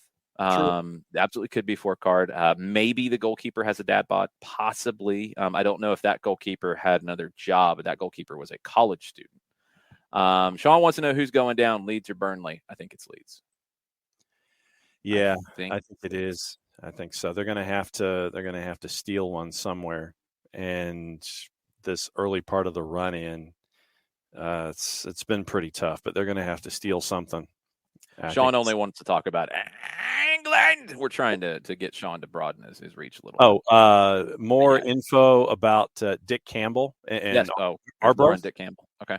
His assistant at Arbroath is his twin brother Ian. Okay. Nickname. So it's like the Scolotos. Yes. And Ian's nickname is Pink. His nickname's Pink. Yes. Ian's nickname is Pink. He's not a character in Dazed and Confused. No. Okay. Mm-mm. And so you have the twin brothers of Dick and Ian Campbell, who are the 1 and the 2 coaching Arbroath. And Dick Campbell is not even a full-time employee at Arbroath. Right. I think he actually works for his brother. Mm-hmm. So then his brother works for him when they go to the football team. And you were right. The article is in the Guardian. The Arbroath 411, the descriptive piece on Arbroath, the backgrounder. Yes. It is in the Guardian. Before 2016, Arbroath's main claim to fame was a scoreline, 36-0. In an 1885 Scottish Cup win over Bon Accord that still graces the record books. Oh, that's just running up the score, Red Lick These. That's just rude. Mm-hmm. So Campbell was out of work for 3 months. He arrives at Arbroath March of 2016. He got them to the Scottish League 2 title in his first full season. Second season, finished 3rd, narrowly beaten in the championship playoff semi against Dumbarton. Then he got them to the Scottish League 1 title in his second year in League 1. And then looks like he's going to get them up, possibly. They finished 5th in the COVID year that got shut down early. The Gayfield Park is their home, and it is a difficult place because of the bitterly cold and gusty wind conditions and rogue waves, I guess. Wow. Okay. Yeah, I might have to try to find Arbroath against Cali Thistle, Jarrett's team. Oh, that'd be amazing. Yeah. It would be a lot cooler if Pink was from Dazed and Confused Mile High. It would absolutely be a lot cooler if he was. One of my favorite movies. All right. I think that is everything on the board in all of our places. Nick is still chatting with the moms, so we will hold picks of the week until we get him back in the mix. Some other rumors and innuendo. Erling Haaland, it's widely reported he's going to Manchester City, could be announced this week. Adeyemi announced going to Dortmund at some point this week as well. Those are supposed to be kind of one then the other. some other stuff. Christopher Nkunku, Leipzig wants to keep him. Chelsea, Manchester United, Arsenal, all interested. Oliver Mintzlaff, the chief exec at RB Leipzig, has said they want to keep him. He's a France international. We've clearly discussed it internally. We won't let him leave this summer. We told him and his agent. He said 2 weeks ago, Nkunku will be our player next year. But he also said in football, nobody is unsellable. Rumors suggest that the player wants to get the move. Leipzig reportedly will only sell if they get at least 60 million pounds. Okay. Another RB Leipzig player, Konrad Laimer, Manchester United are after him. Bayern Munich are after him. Central midfielder, one of the best in the Bundesliga. Ralf Rangnick likes him. I don't know if Ralf Rangnick has any influence at Manchester United anymore or not. It's just rumored. Yeah, he's got this list of players, blah, blah, blah. He hasn't even talked to Eric Ten Hag, blah, blah, blah. I mean, what? Whatever. 23 million pounds on Laimer is the rumors. Calvin Ramsey of Aberdeen, Liverpool. Again, they're monitoring him. Yeah, they've been monitoring him. They went to a game, Dundee. They watched it. So if you go to a game, you can officially say that you're monitoring? Yes. Aberdeen reportedly are trying to get a club record transfer here for Calvin Ramsey. Yes, they should get a lot of money for him. The club record target they are shooting for right now is 6 million pounds. If you're trying to get an idea of the size of Aberdeen and the scale of Aberdeen as a club, 6 million pounds, Calvin Ramsey on the verge of a Liverpool transfer, and that would be a record total for Aberdeen. Paul Pogba, it's looking like Juve, PSG, or Real Madrid is where he will end up. He will not be going to Manchester City, according to the reports that are out there right now. Right on. Yes. I believe Nick is ready to come back, I believe. Jeez. Well, hold on then.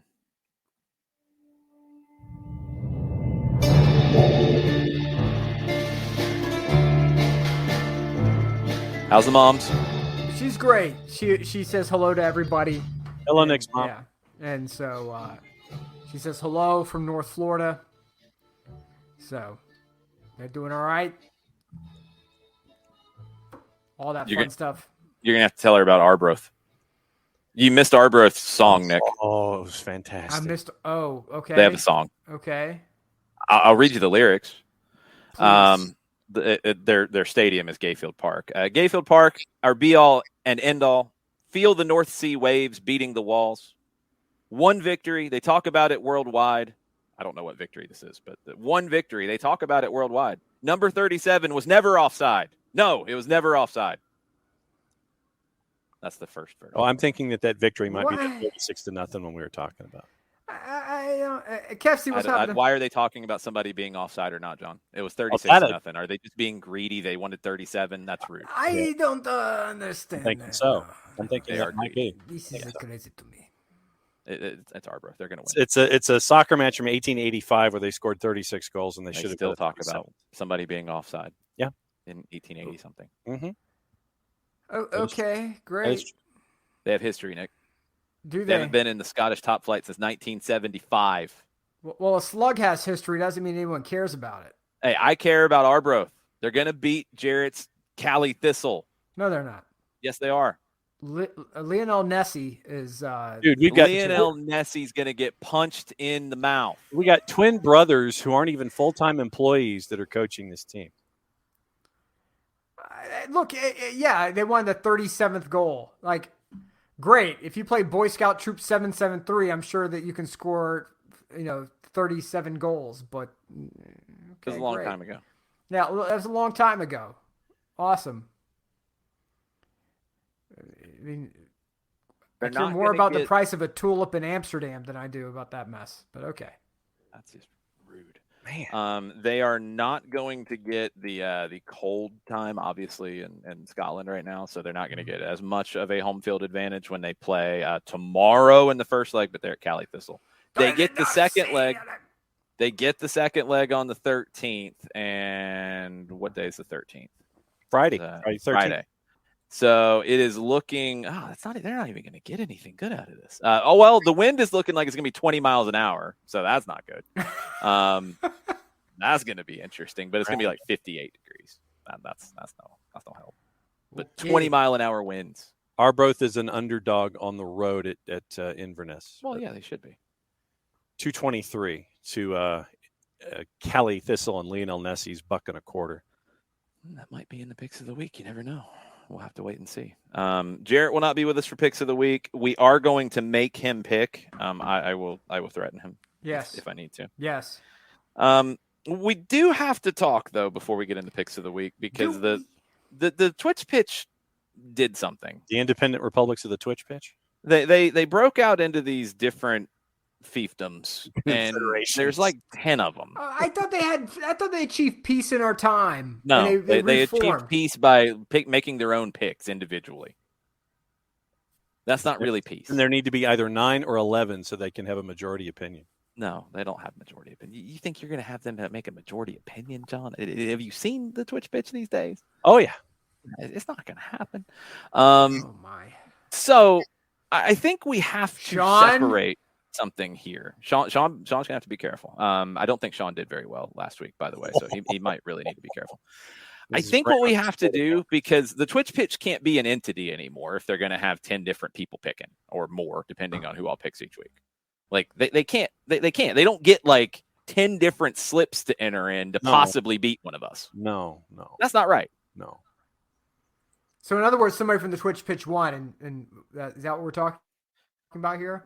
Well, the Twitch pitch had a bunch of people lost from the Twitch pitch. First off, a whole bunch of people lost from the Twitch pitch. So who from the Twitch pitch won?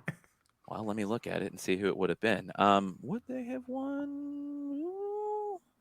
They would have actually there would have been 2 people who would have won, and there would have been 3 people who would have missed. No, that's not it. 4Card did this spreadsheet, and I'm trying to read it, and he had blank spots. He made a spreadsheet work, unlike some people who got the book taken away from them. They will be left nameless. You know who they are. If you know, you know. Burned finished in the negative. Sorry, Burned. Burned actually would have finished in the worst negative of all the negatives. -6. Kefsey, negative. Level with the numpties out of our premiership section. Kefsey would have been level with the bottom numpties there. Why are you going after Kefsey like that, man? He finished -220. I didn't do that for him. Where's the music? We need music going while this is happening. Well, okay, but we have to separate this though, because they don't get the Twitch pitch doesn't get all these different entries. They couldn't work together. Okay. So then that's a net -600 for the Twitch pitch for the week. No, they have their own thing. Okay. They don't get like 10 different opportunities to beat us. Mm-mm. I did not start this. You guys are falling apart. I can't help that you were like -2,000 over a month. I had nothing to do with that. I didn't tell you what to pick. Man, you blame me. Nick needs round 2 to get through picks of the week. Yeah, Cassie, it wasn't a good week for you. It was not a good week for you. Why, Sean? Why am I supposed to help here? John can't help. Come on now. You want my math skills to help you? No. You don't want that kind of smoke. You don't want that. There's no way. So Turner is quoting, I guess, 4Card here. Okay. And instead of voting on each game, each person lists the picks for the whole week, and that person that has the most points, juice boxes at the end of the week, is the Twitch pitch champion. Their picks are selected as the Twitch pitch picks. No, that's not how it works. God, if 2 trains left Chicago, if 1 train left Chicago and 1 left Los Angeles at 3:45 local time on a Tuesday afternoon, what color is the day of the week? That's what this sounds like. No, that's not how this works. You don't get 10 different people to say, I like this team. No, I like this team. No, I like this team in the next game. No, we can't get along. We're all going to submit picks, and then we'll take the best one. No. That's not how it works. You don't get Friday, Sean. No, you don't get Friday. I think you're the one who ran this thing into the ground, if I remember correctly, Sean. Man. Mhm. So I think how it's gonna go is we're gonna have a Twitch pitch champion, and we're gonna have a show champion. All right. Oh my Now, God. here is what I will propose. This is like the BCS. Yes, it is. it is. It And here's is. what I will propose. Absolutely. We have been going through all of these crazy different Yo, I playoff can't. systems, right? It is the BCS. So here's what we're gonna do. When we get to the end of the season, the Twitch pitch winner will then, that person will go into the playoff, there you go. Okay. which will be the final month of the Picks of the Week season. No repechaje for the Twitch pitch. No, they get straight into the playoff. Nobody's getting They have, relegated. an automatic berth in the bracket. They get a berth in the bracket, and they got to fight it out over the season to get into it. Okay. All right. And- So this and is like that's the- Conference USA is Yes. getting a seat. They are the mid-major It's team. UCS. Yeah. They are the group of 5. There you go. Except they're the group of like 27 or something. There you go. That's the way we're going to. So we're creating a playoff All right. to determine the season champion. See who. So we're tries to take determining my who's pick. Cincinnati. Yes. Yes. Okay. We are going to determine that. So then what we will do is since we have the World Cup and we know where that starts, I think what we should do is backdate it Okay. to where the month prior to the World Cup break, Okay. that is the playoff. Okay. We did a whole year last year. Yeah. Remember? We did Yeah. a whole year of Picks of the did. Week. We did. I got the trophy. Now, Woo! now, is 4Card going to be responsible for Yes, he started it. the group Yep. of 5 math, and so 4Card Yep. will be responsible for group of 5 math? Yep. Okay. Y'all can fight it out amongst yourselves, and I'm sure you're going to fight, and Ricky, I'm sure I you're didn't going to talk want this. trash. Rigging it? I'm not rigging it. You don't get 10 different people to throw things at a sheet of paper and then say, oh, we're taking the best one. What kind of a test is that? That's not how it works. I implore the Twitch pitch. I implore the Twitch pitch. I'm coming to you in the spirit of peace. Please reform. Hey, Dolph Lundgren did Be the the same thing. EU. We need you to be the EU. Reunite the pitch. You have a stronger Nick, you lobby him. I'm going to get a beer. look. I need one of Because you're because gonna need it. we have people who are Portugal in this situation. We have people who are Germany in this situation. We have people who are, France. France. No, I know where Nick is coming from here, but I think that, yeah, and in Modiflow, I think you're right on. I think that the Twitch pitch needs to untie, and that's where you guys are here. Like I said, I'm filibustering until Nick unfreezes. But no, there has to be a uniformed procession here, and I think Nick procession. Nick They're doing a parade now. Is that what the Twitch pitch is doing? there has to be a pathway for this. Nick froze. You broke Nick, Twitch I pitch. did. Look at what you did. They did. I think they did. Nick was calling for world peace, and they broke him. They froze him into You the broke current situation. Nick. And so, I think that there has to be a clear pathway here to integrate all of the Twitch pitchness that we are seeing. And I think that this group of 5 scenario, I think it is the most sound, but I also believe that 4Card, since he created this mathematical structure, needs to be in charge of the mathematical structure on that level. I'm not in charge of it. I'll tell you that much right now. I'm not in charge of it. I see Will saying that there is some mythical thing of like the combined picks that was done before. Mhm. I do not see this, Will, in the old combined pick in the old style at the bottom. The spreadsheet that I have does not have a combined thing at the bottom. Maybe it's been updated since I've seen it. If it has, 4Card can send it to me. He knows where to send it. we should choose games on midichlorian count. That's true. I'm out of flow, but I don't think we will. I don't see. I think I have a different file, guys. Okay, and here comes Nick, and we'll. God, okay, so again.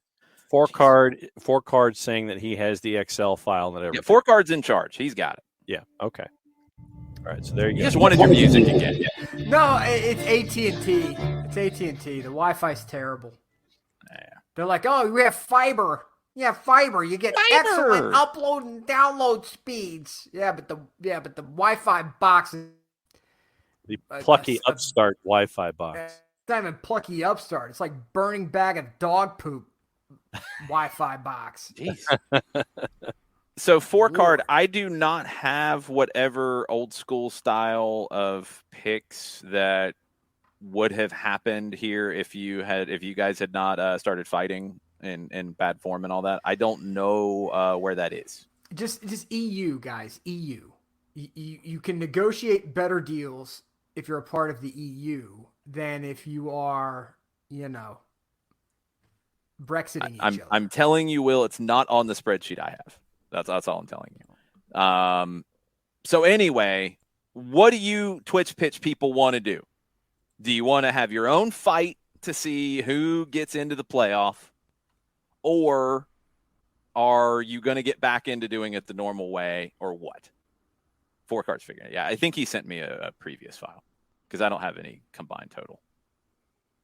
And now I'm very skeptical of what the Twitch pitch is up to. I have some serious questions. This is getting Scunthorpian.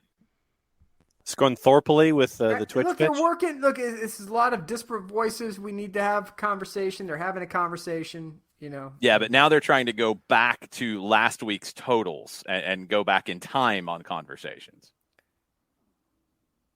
Why not? They can. If they walk out of here with a win, then good for them. That you did not send a Borofax. I did not get the Borofax, Cassie. I did not get a Borofax. You might have sent it to Lionel Messi's people. Yeah, really? Or to Il Chiringuito. Man. I don't know what you want to do. I don't know what y'all want to do because you guys couldn't agree on picks. Well, I would pose to the floor that we go ahead with picks and then they sort it out amongst themselves after picks are completed. Well, it sounds like there is a serious dispute here because they have the total. Take it to arbitration. Well, no, because we'll find out when we get into who won this week and why this is going to be a conversation. Okay, let's go. It has been sent to me from 4 card. Hey, they're the ones who started this thing. Okay, I got nothing to do with it.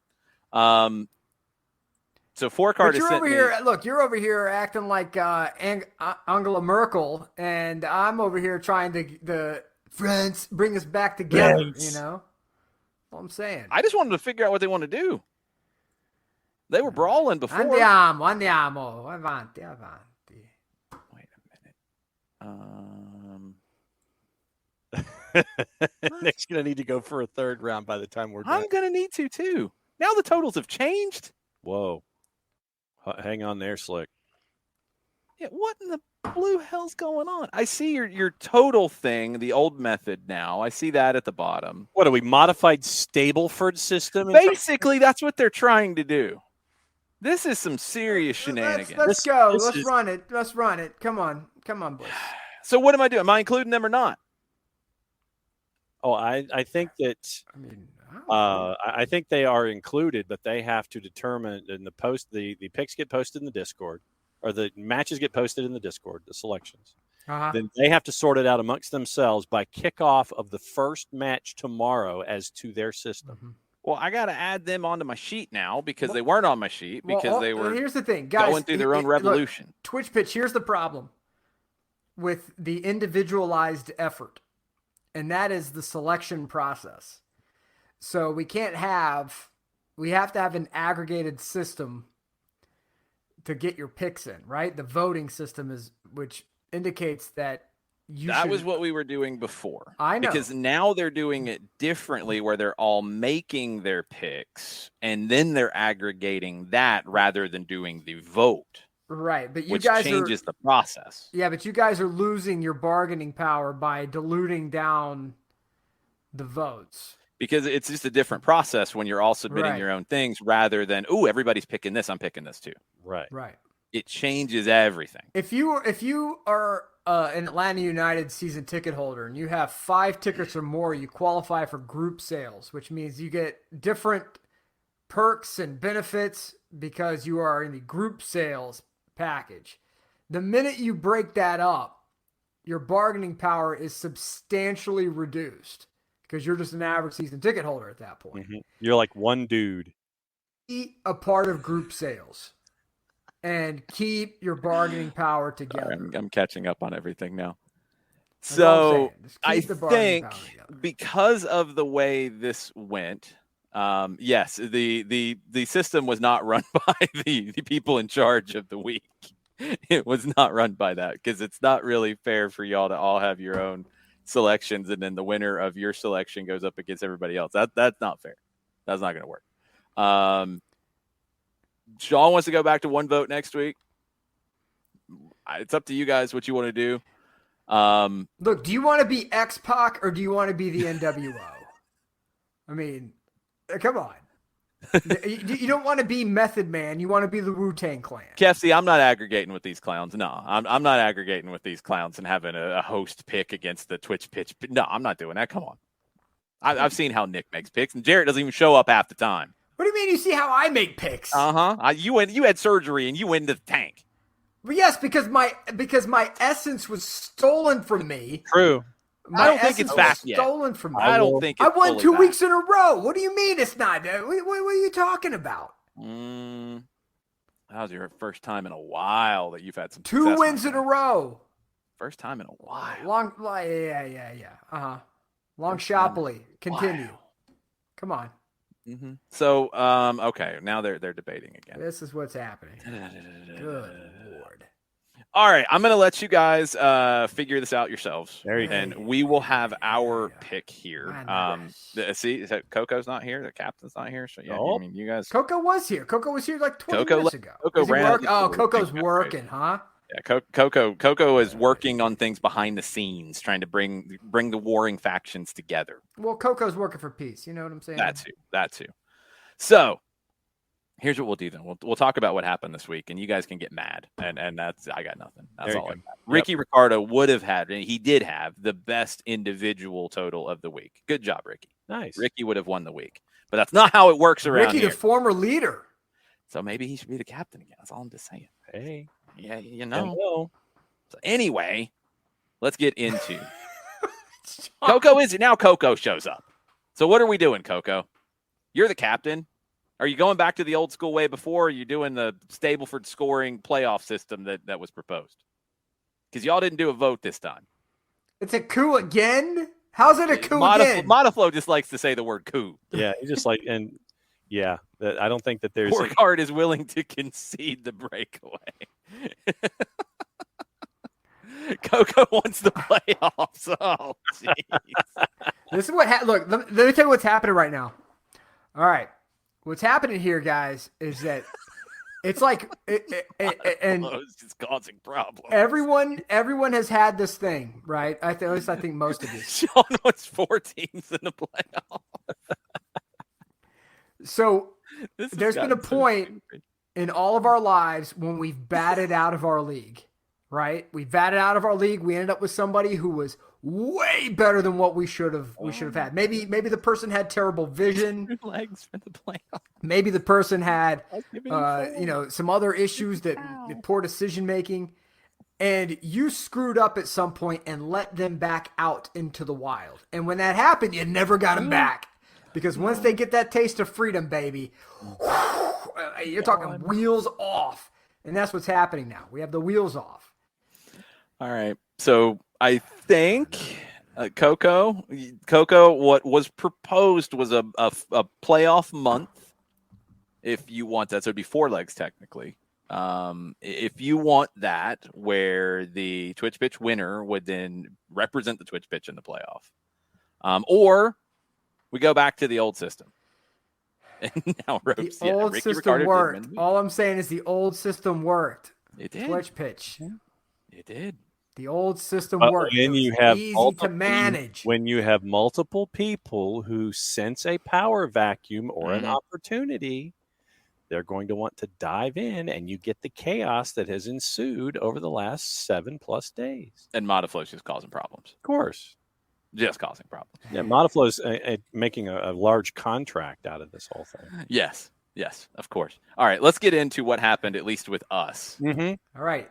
Yes, the new system did bring you some success, but it wasn't done the way that it would be success, because if you're going to have a group vote, you have a group vote. You don't all submit things and then you say the aggregate of it. That's not the way it would have worked. Yeah, so basically it was the electoral college of the Yeah, y'all went electoral college on us, and I mean, come on. And here's the thing, Twitch pitch. If you go with the individualized model, and Ricky Ricardo was the winner, Ricky Ricardo's gonna be the one who's selecting the games, not you. That's the way it would go. He would then select the week. So Twitch pitch would still pick on Sunday. All that would stay the same. No, it wouldn't. They would lose their bargaining power because we'd still keep them getting a selection in the game of the week, or the picks of the week. I'm fine with them getting a selection, and whoever won the week from the Twitch pitch would pick the Sunday game. It wouldn't need votes. Jason, you're a terrible negotiator. You're a terrible negotiator. I just want them to figure out which one. Leverage. It is simpler if you stick to the old system. That is true, Coco. It's definitely simpler. It is very easy. Otherwise, you're making 4-card, be a secretary, and do a spreadsheet each week, unless somebody else is going to do it. Mataflow. I'm not asking for your vote. I'm capitalizing on a power vacuum like my revolutionary forefathers. Of course. That is absolutely what's going on here. That is not in dispute, kids. Absolutely. I do not like the aggregate pick. You're going to have to vote on it publicly. It's going to have to be a public vote if you're going to do a Twitch pitch vote the way you did it before. That is one option. The other option is the playoff system, and you all do your own individual picks, and you can do what you want. Coco's like, there's no power vacuum. I'm here.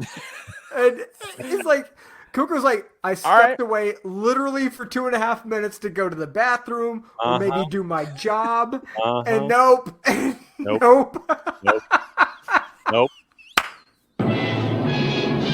Exactly. Okay, Captain Coco. This is what it comes down to, then. This is what it comes down to. I won last season, so I'm taking this power on this side of things. Oh my God. So Coco, I'm negotiating with you, and you might be a terrorist. I don't know, but I'm negotiating with you. Oh my God. I think Modiflow's the terrorist. I'm not negotiating with Modiflow. So your options are one of two, Coco, and you get to decide. You either do the vote on the Discord like you have always done, and the captain can create the emojis, and you do your vote, and it is public vote, and it is what it is. Or you do everybody making their own individual picks, and I guess 4-card's going to be the one to keep the spreadsheet. And then in November, well, it'd probably be the middle of October, because actually be early October. We'll say the first week of October until the World Cup break.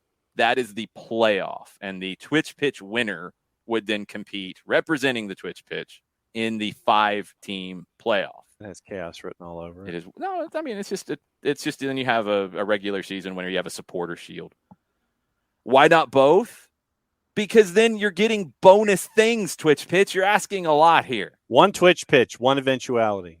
I am taking no blame on any of this, Ricky Ricardo. Come on, you know better than that. Coco wants to do both. Now, see, look, now they're getting greedy, Nick. They're getting greedy. Here's what it is. You can do both. You guys can keep your own individual all you want. That means nothing to. So who's going to be Notre Dame Twitch pitch? The winner's going to be Cincinnati to go through the playoff. Who's going to be Notre Dame?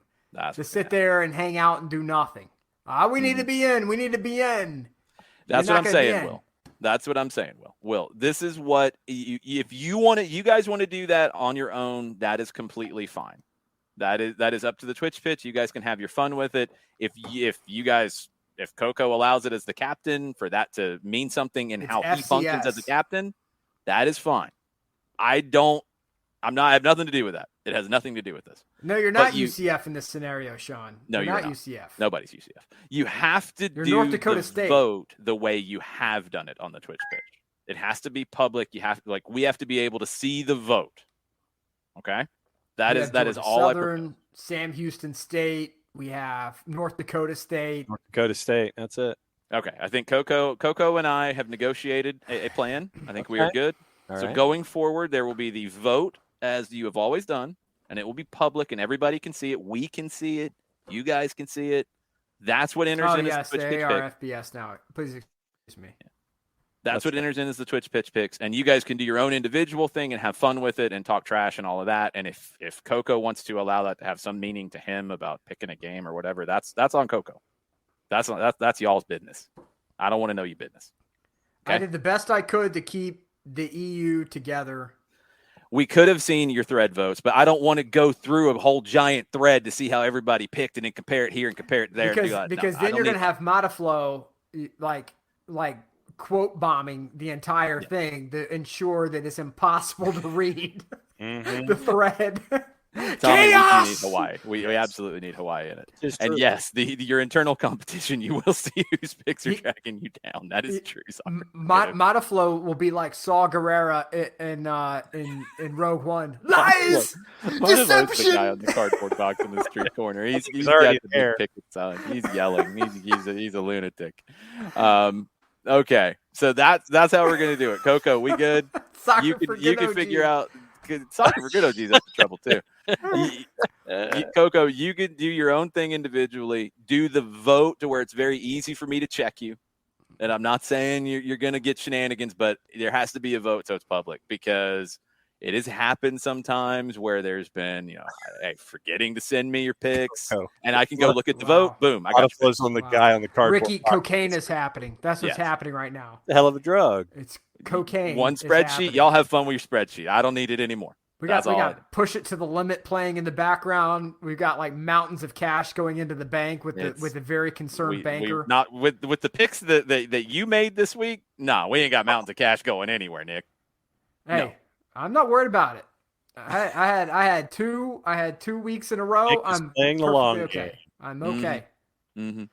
It happens. Coco, are you the captain this week, or are you letting Ricky be the captain? I thought they weren't captaining. I thought they were. We're going semi-autonomous collective. No, they're going back. The way it's going to go. This has been voted and ruled upon. An agreement, an accord has been reached. Oh my God! All right, we're going back to the old salt system. Talks all of a sudden. We're going back to the old system. They will have their vote on the Discord. That can be checked. Dictator captain this week. Okay, so Coco is allowing Ricky Ricardo to wear the armband. So Ricky will be in charge of selecting the game for Sunday.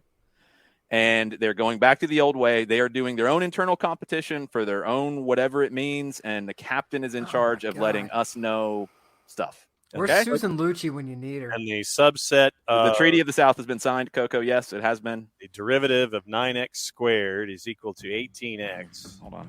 Let me sign it. You know what it is. I'll sign it over here. Carry the 2. All right, cool. We're good. All right. So we got picks of the week to talk about, with at least 4 of us making picks last week, since the Twitch pitch rioted amongst itself. And Ricky Ricardo. So before we get into the other picks, because I can't go through all of this because it's very complicated in reading all of this. Ricky Ricardo was the best of the Twitch pitch selectors. Although I think his total is different than what you had originally sent me for. Like I don't know if modified Stableford. That's why I don't trust it, because Burns in the positive here. Like maybe, I don't think you had Sunday in the mix. That's what it was from what I had before. So now I got it. So Ricky was the best of the week. Second from Ricky on the Twitch pitch was 4-card. Ricky was better than 4-card. And then third, the bronze medal goes to Soccer for Good OG. Soccer for Good OG gets 8 stage points. Yes, and the only negative then on the Twitch pitch was the captain, Coco, minus 25. Irony. Not the worst score of the week, though, Coco. But that's how the Twitch pitch went this week. How did it go for the rest of us? Well, hit it. Tuesday, Partick Thistle hosted Inverness Caledonian Thistle, the Battle of the Thistles. I picked a draw. John picked a draw. We all knew John would pick a draw. We were wrong. Jarrett and Nick picked Cali Thistle and got it correct at 180. So they started the week at 280. Wednesday, Seattle and Pumas. Second leg. Nick picked Pumas. I picked a draw. Jarrett picked a draw. Nope. John picked the win at plus 100, and he got back to 100 to the good. Thursday, Salernitana hosted Venezia. Jarrett and Nick picked a draw. Nope. John and I picked Salernitana to win at minus 133. It was not a lucrative pick, but it was a correct pick. John went to 275, Jarrett and Nick at 80, and I was at minus 25 on Thursday. Lord. Friday, Perugia hosting Monza. We went serious on the Italy last week. Man. I picked a draw. No. Nick, Jarrett, John picked Monza. No. Perugia won. We all got it wrong. Ooh. So at that point on Friday, John was the only one in the positive. Saturday, MLS After Dark, San Jose hosting Colorado. Jarrett went against his Quakes. Wrong. John, Rapids. Wrong. Nick, draw. Wrong. I picked the Quakes and got it right. 150. Does that put me to 125? John at 75. Nick and Jarrett at minus 120. Sunday, Ignacia and Newells. Nick picked Newells. No. Minus 220, Nick. Jarrett, draw. No. Minus 220, Jarrett. John and I got Ignacia right, but I was ahead of him by 50 going into this. So I'm at 325. John's at 275. Stoppage time was the prop bet. Stoppage time in the Wednesday Seattle Pumas match. The stoppage time that was announced. I am almost certain, and I trust Four Card here because he did his own math on this, that it was 8 minutes. It doesn't change anything on ours. Oh, man. Because John was far enough off. He didn't get it. I was way over it, so I didn't get it. So it didn't change anything with us. If John had got it, nope, he would have won. He didn't. So I won the week out of us. Nick finished last along with 1 Jarrett. minute of stoppage time away for the bonus question. You missed it. You had 5. Jarrett picked 7 on the stoppage time. Okay. You had 5, so you were 3 off. Yeah. It What was did I pick? 4 and What did I pick 4. on that? You picked 14. You were up there with me. I was Yeah, 13. yeah. I thought it'd be stupid crazy. Yeah, that was But with the lead, the ref didn't have to get stupid crazy. I don't care. I got 2 weeks in a row. I'm good. Yeah, I had 2 weeks in a row too, and now I got another win. So When did you have 2 weeks in a row? the 2 weeks before you, Oh, okay. Good. and so 3 out of 5. How So it many got do you have out of broken 5? up. So it got broken up then. How many do you have out of 5, Nick? It got broken up. How many do you have? How did it get broken up? How much is 3 is How'd more it get than broken 2. up. Oh, you won 2 in a row. That's nice, Okay, and good. and I've won 3 out of 5, so Oh, that's okay. better. Let's hear your lame bored Randy Orton promo now. The I disrespect. am. The disrespect. The disrespect. Acknowledge. So much disrespect. It's very easy to take for granted when you're the defending champion from the previous season. Yes. Nick was a good competitor last season. He was. Jarrett, when he showed up, was like boom or bust. I mean, it's just The extremes with Jared. whatever. Jarrett was the. Let me actually bring. So Nick, who would Jarrett be? I want to get your help here. Okay. Who would Jarrett be in this scenario? If you're going to start throwing names at me, and Jarrett shows up and he wins every once in a while, and then he misses everything and gets pinned in 30 seconds. What is he? The Brooklyn Brawler? No, he didn't win. SD Special Delivery Jones. No. He's Kofi Kingston. He comes up, he wins, and then he gets buried. Oh. Then he's losing to like mid card people like the day after losing his Drew title. Gulak. Yeah. Drew Gulak's actually a really good one. That's a good one. That's Jarrett. That feels about right. So, you always want to act like the promo is the big deal. The promo is not the big deal. No, it's Win. entertainment. Winning is entertainment what business. matters. Winning, Nick. Winning. 3 is more than 2 in the last month. 3 is more than 2. Nick, You're just going to have to understand. Nick, you realize he's cutting an inverse promo. You're going to have to understand that I am the best in the world at what I do. He's Bret Hart. No, you don't even know who I am because you don't deserve to be on this level, John Nelson. You don't even know what legendary performer I have been doing this of for this long. You're constantly wrong. And I'm not surprised.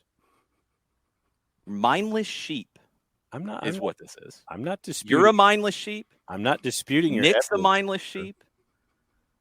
Jarrett's not even here. But No. Well, he's an absent mindless sheep. You don't even know who this is. One of the greatest champions of all time. And why? I mean, why should you know? Nick, you finished minus 220 for the week. I mean, what do you know, really? What do you know? What do you know? Nothing, Nick. You know nothing. John, you know nothing. Have I ever stipulated to being?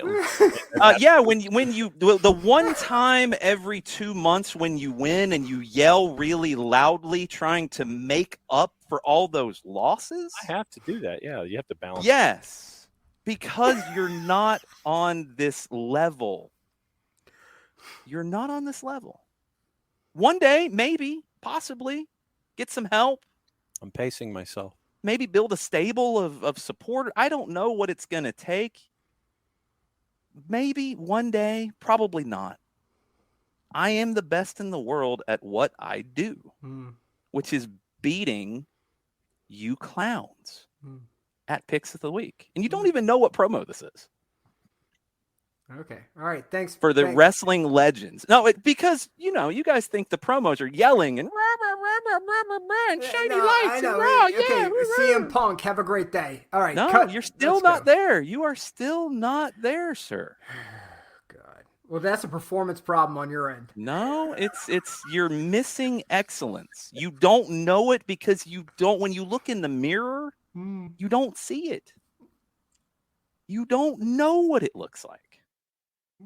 One day, maybe, possibly, probably not. It's okay. It's not the Miz either, Will. It's not the Miz. It's not the Miz.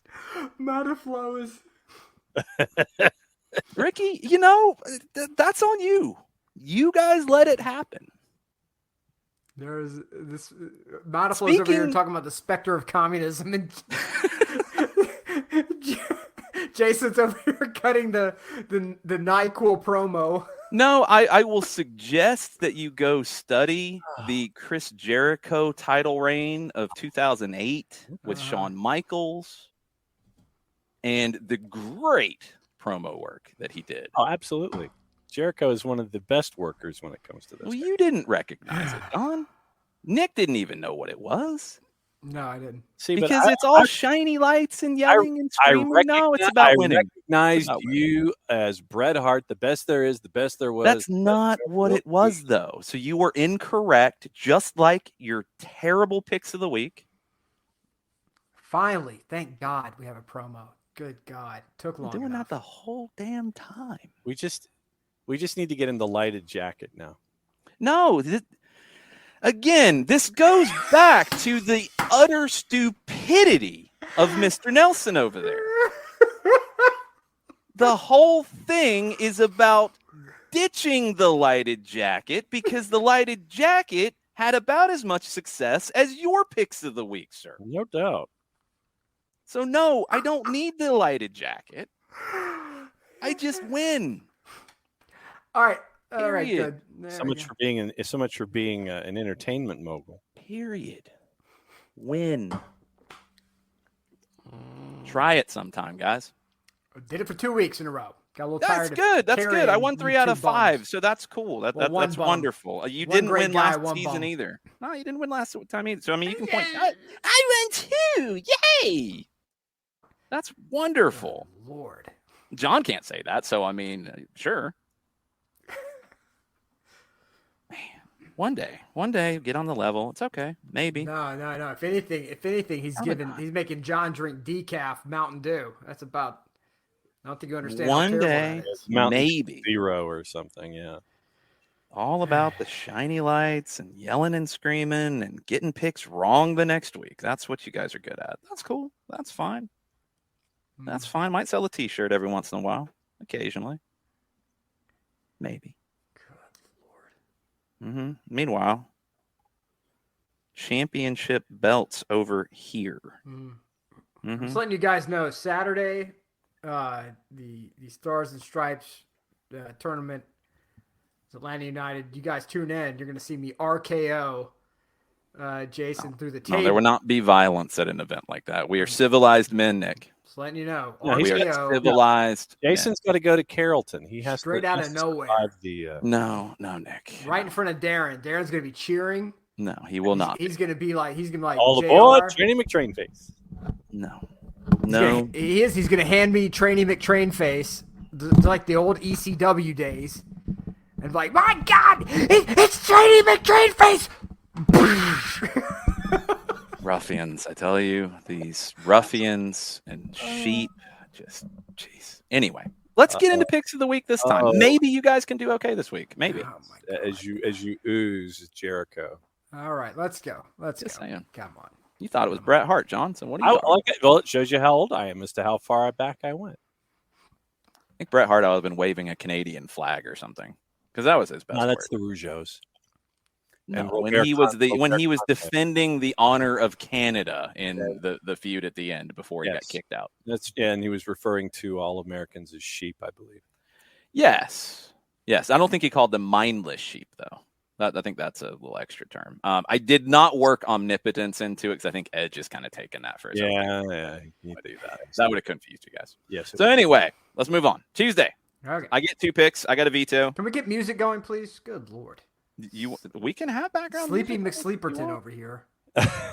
It's an entertainment business. Yeah. I won 2 in a row. Woo! Look at me. What'd you do this week, Nick? Took a vacation. Basically, you finished last. I'm You good. finished last.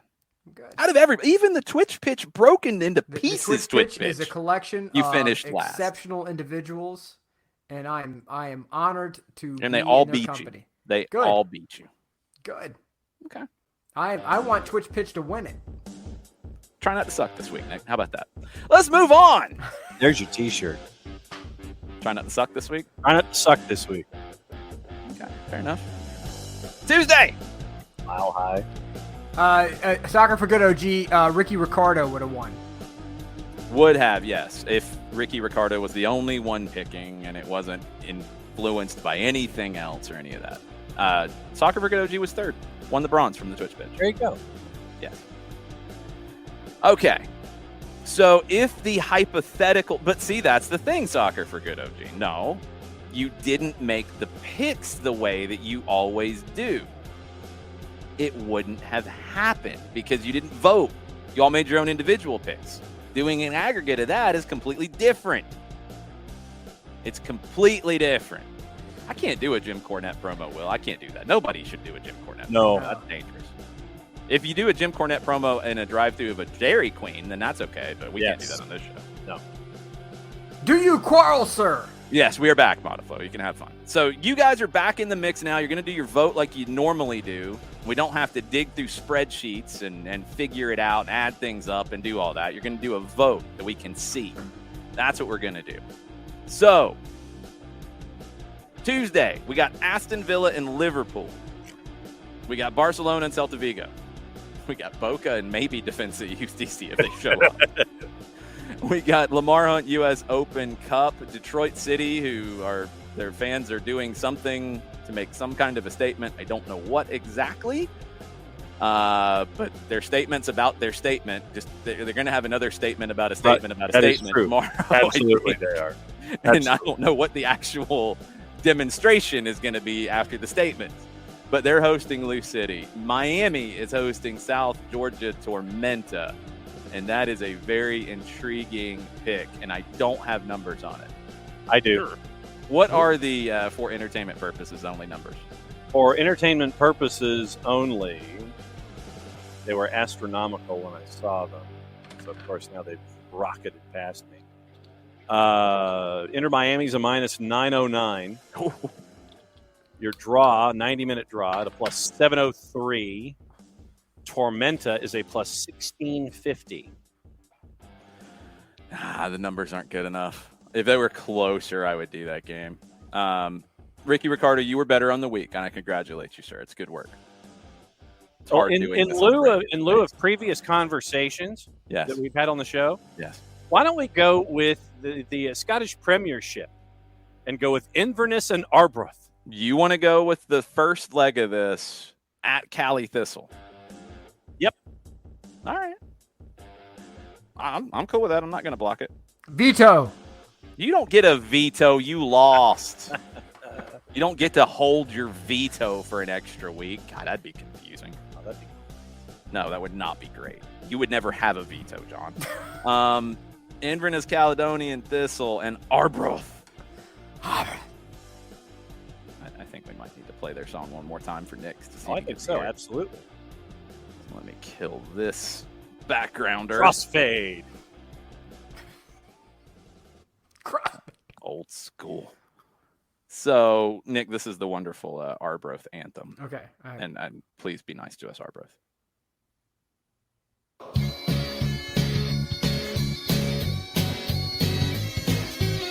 I'm picking them based off the anthem. Nah, they're on the road. Raw.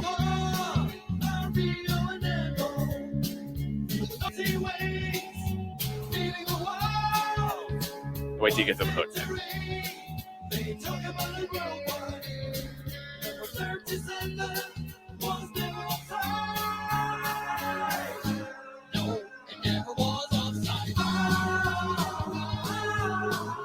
That's a hook right there. It's like a general public cut an anthem for a soccer club. Oh.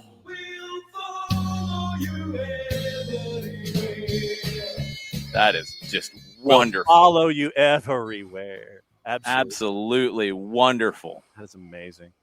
Nick, your thoughts? No, sir, don't like it. Clyde! You picking Inverness because of the song now? Lionel Messi for the win. So when these teams played in the season, it was a 1-0 win for Arbroath at Cali Thistle in October. It was a scoreless draw at Arbroath, and then the last time they played was March 12th because of the split or something or other. And Arbroath lost at Cali Thistle 3-0. Yeah, you're trying to give me a bunch of information I don't care about. So give me Lionel Messi. All right, that's fine. You did finish last, so you get to pick first. Jared, I'm just saying, back-to-back wins. What did it get you last? John, what you got? Draw. Draw. Anybody surprised by that? No. You don't get to do your own sounder. Was anybody surprised about what happened? Nope. Nope. What was that from again, Nick? It was the San Diego Chargers locker room. That's what it was. Anybody surprised by that? No. I just like the dude who gets bleeped. That's all. That's my favorite part of it. I am going to go against Arbroath here and go with Cali Thistle to win the home leg. They're at home, dude. It's the right pick. I think Arbroath is going to win the second leg and go up, though. So Wednesday. Let's get into this one. That was John's pick. Yep. Wednesday, we got Leeds and Chelsea. We got Leicester and Norwich. We got Watford and Everton. We got Wolves and Manchester City. We got Elche and Atleti. We've got Red Bull Bragantino and Atletico Mineiro. That's actually a really good game in Brazil.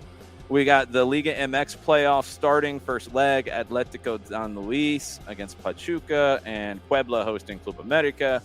We got the quarterfinals in Argentina, River Plate and Tigre, Estudiantes and Argentinos. We have a big game in Ecuador, Barcelona hosting Emelec. We've got U.S. Open Cup with New York City FC hosting Rochester, New York, carcass of the Rochester Rhinos. Come on, Jamie Vardy. We got Cal United Strikers hosting LA Galaxy. We got Houston Dynamo hosting San Antonio. That's intriguing. I am going to go with Barcelona and Emelec. Veto. You don't get a veto. You need to win to have that. You finished last, Nick. Last. I was going to pick that game anyway. Last. Barcelona and Emelec on Wednesday. So I don't have numbers for this. John, do you have entertainment numbers? Let's see. So what's the competition? And this is why you did not win last week, John. It is Barcelona and Emelec in Ecuador. Oh, Ecuador. Yeah, I've got entertainment purposes. Thank you. What do you have? Barcelona's a plus 129. Your draw is a plus 216. Emelec is a plus 206. Feels about right. That's probably where it'll settle in on the sofa score. Barcelona's in first in the table. Emelec, if Independiente del Valle wins as they are right now in the 67th minute, Emelec will be in fourth at the end of the night. So 1 versus 4 in the table. Last time these teams played, Emelec hosted. They won 2-1. Last time it was at Barcelona, it was a 1-1 draw last season. Emelec comes in 2 wins in a row in all competitions. They scored 4 goals in each of those. Barcelona comes in 4 straight without a loss in all competitions. They beat Metropolitanos in Sudamericana, and they drew with Lanús, and they beat Guayaquil City on the road on the weekend. Emelec beat Mushugruna, which ticks me off. And they're playing on Saturday. What? Mushugruna's playing on Saturday. They're playing on Saturday. Uh-huh. Along with probably the rest of the league, right? Because they play on the weekends, don't they? Yeah, first stage, you got 3 matches on the weekend. On Saturday. Always on top of it. That's a winning formula there, John. Keep it up. All right. John, you get to pick first. What you got? Barcelona. You're picking Barcelona at home. I am picking draw. Nick, what you picking? Emelec. Emelec for Nick. All right. Let's go to Thursday. We got Tottenham and Arsenal. Ooh. Could be St. Totteringham's Day. That's a big one. We got Chivas and Atlas. That's a big one. Oh, that's spicy. So 2 very big ones. We got Belgian playoff round thing, whatever, Anderlecht and Royal Antwerp. We've got Serie B relegation playoffs, Vicenza hosting Cosenza. Denmark's got playoff championship round, whatever. Midtjylland hosting Brøndby. And they got relegations, but we're not. Give me Spurs and whatever. You want Spurs and Arsenal? Spurs and Arsenal. That's fine. So it is at Spurs. They are a plus 115. Draw plus 260. Arsenal on the road plus 230. So in the table, it's 4 versus 5. 3 games left. Tottenham's 4 points back to get into the Champions League. Antonio Conte has been branded a bad man by Jurgen Klopp. Not exactly saying that, but kind of insinuating it. I mean, I think that's a fair insinuation. Like the way that he played. That's just not me. It's just not me. It's just not Jurgen Klopp. So Antonio Conte is going to be fired up. Arsenal, last time they hosted this, they won 3-1 in September. And the time before that, it was also at Arsenal. They won 2-1. This time it's at Spurs. Spurs come in with 1 loss in 8, 5 wins in that time frame. The loss was at home to Brighton in Moises Caicedo's debut or one of his games. He had a hand in it. Arsenal, 4 wins in a row after 3 losses in a row. Yeah, they still aren't playing to what Mikel Arteta wants them to play level-wise. He's still not happy. They're winning. But they have also won 5 of their last 8, to be fair, but they're streaky. Yes. Before the 3 losses, it was win, loss, win, 3 losses, 4 wins. They beat Leeds, they beat West Ham, they beat Manchester United, which is not hard to do these days. They went to Chelsea and won. Okay. I got to pick first. I am going to pick Spurs to win. I don't like it, but I think that's the pick. I'm sticking with it. Yes. Nick, what are you picking? I've learned my lesson on picking Spurs, so I'm going Arsenal. Ooh. John? I declare St. Totteringham's Day to be Thursday. Arsenal. Okay. Do you get to declare that? I don't think you do. I am on this side of the Atlantic. I don't think that's how it works. I think Antonio Conte would probably take exception to it, and I don't really want him to take exception to me in general. Antonio Conte might headbutt you. Is that true, Nick? Yes, but there's a substantial amount of cushioning from the muskrat that is staple gun to the top of his head. That is That's true. a good point. I might be able to handle that. Yeah. All right, let's go to Friday. Friday on the board, Orange County and Tulsa. Hey, I mean, you gotta do what you gotta do. LA Galaxy 2 and Lou City. Friday. You know what? You had a bad week, Nick. I'll let you stay. Greenville and Forward Madison. Universidad Católica hosting Kumbaya. There is a Kumbaya in Ecuador? Modaflow. Explain this to us. Kumbaya FC. Portland and Rain in the NWSL. Ascoli and Benevento. Urawa Red Diamonds and Sanfrecce Hiroshima in the J League.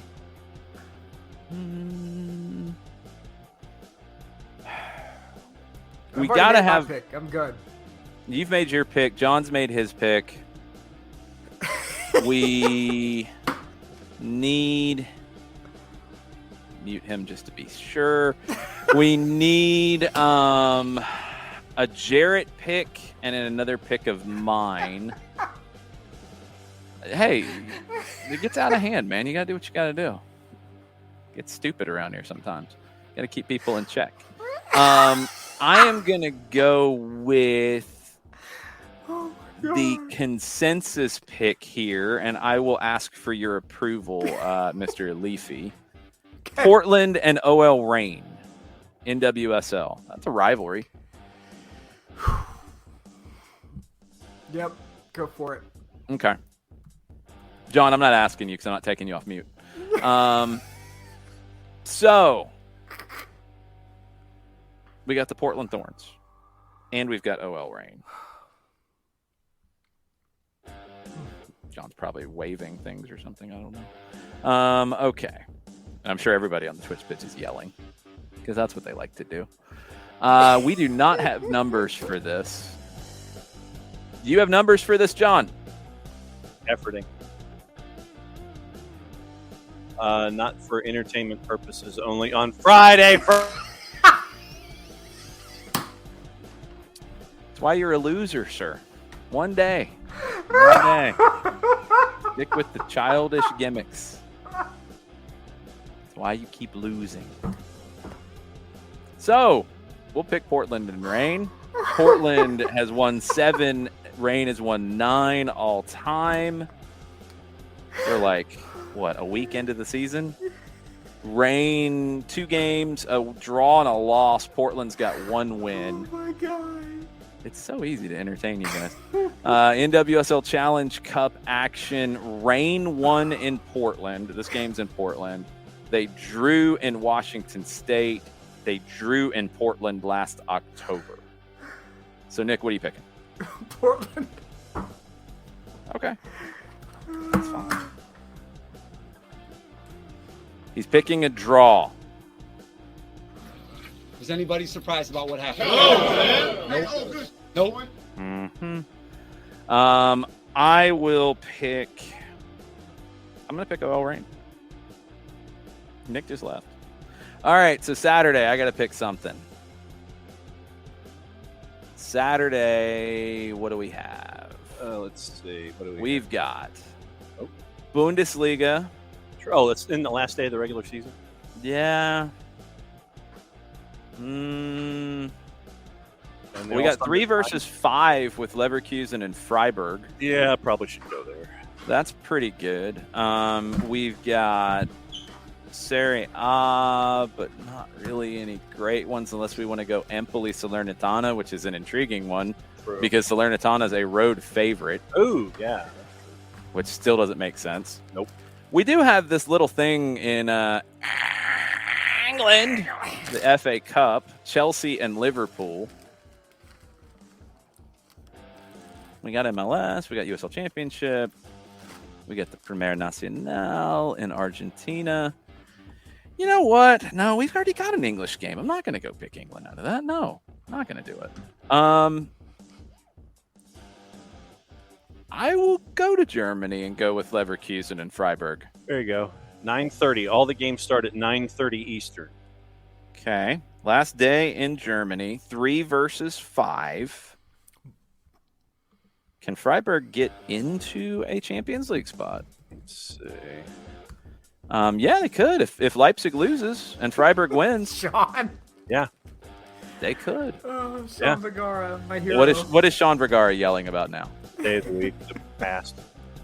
It's past. Like timing, man. Timing. Jeez. It's like But Leipzig is playing Arminia Bielefeld, though. so they probably won't, but they could if things get Could. stupid. Yeah. They can't pass Leverkusen. They're locked in. No. So it's 3 versus 5. The odds for Leverkusen and Freiburg, 150 for each of them to win, 275 on the draw. It is the ultimate toss-up of toss-ups. Uh-huh. It is at Leverkusen. It is last time they played at Freiburg, they won 2-1. Last time they played at Leverkusen, Freiburg won 2-1. Last time they played at Freiburg before that, in 2020, before the pandemic. No, after the pandemic, Leverkusen won 4-2. That was probably a ghost game. Freiburg. That's just bad. You Jay Leno now? Jeez, that's terrible. What are you eating, Nick? Rice Krispie treat. Attaboy. That's cool. What are you picking, Nick? Leverkusen. You're picking Leverkusen at home. John, what are you picking? Same. Leverkusen at home. Leverkusen at home. I think Freiburg tries too much. Game gets stretched. They get scored on. Leverkusen. Leverkusen's won 3 in a row. They lost to Leipzig last time out. Freiburg lost last time out. That's what put them in this scenario. Yeah, I'm going to go Leverkusen as well. End up not being quite as tricky as possible. I'm sure Jarrett will pick something silly because that's what he does.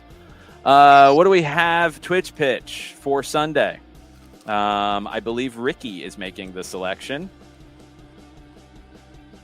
So Ricky will tell us what we are picking on Sunday.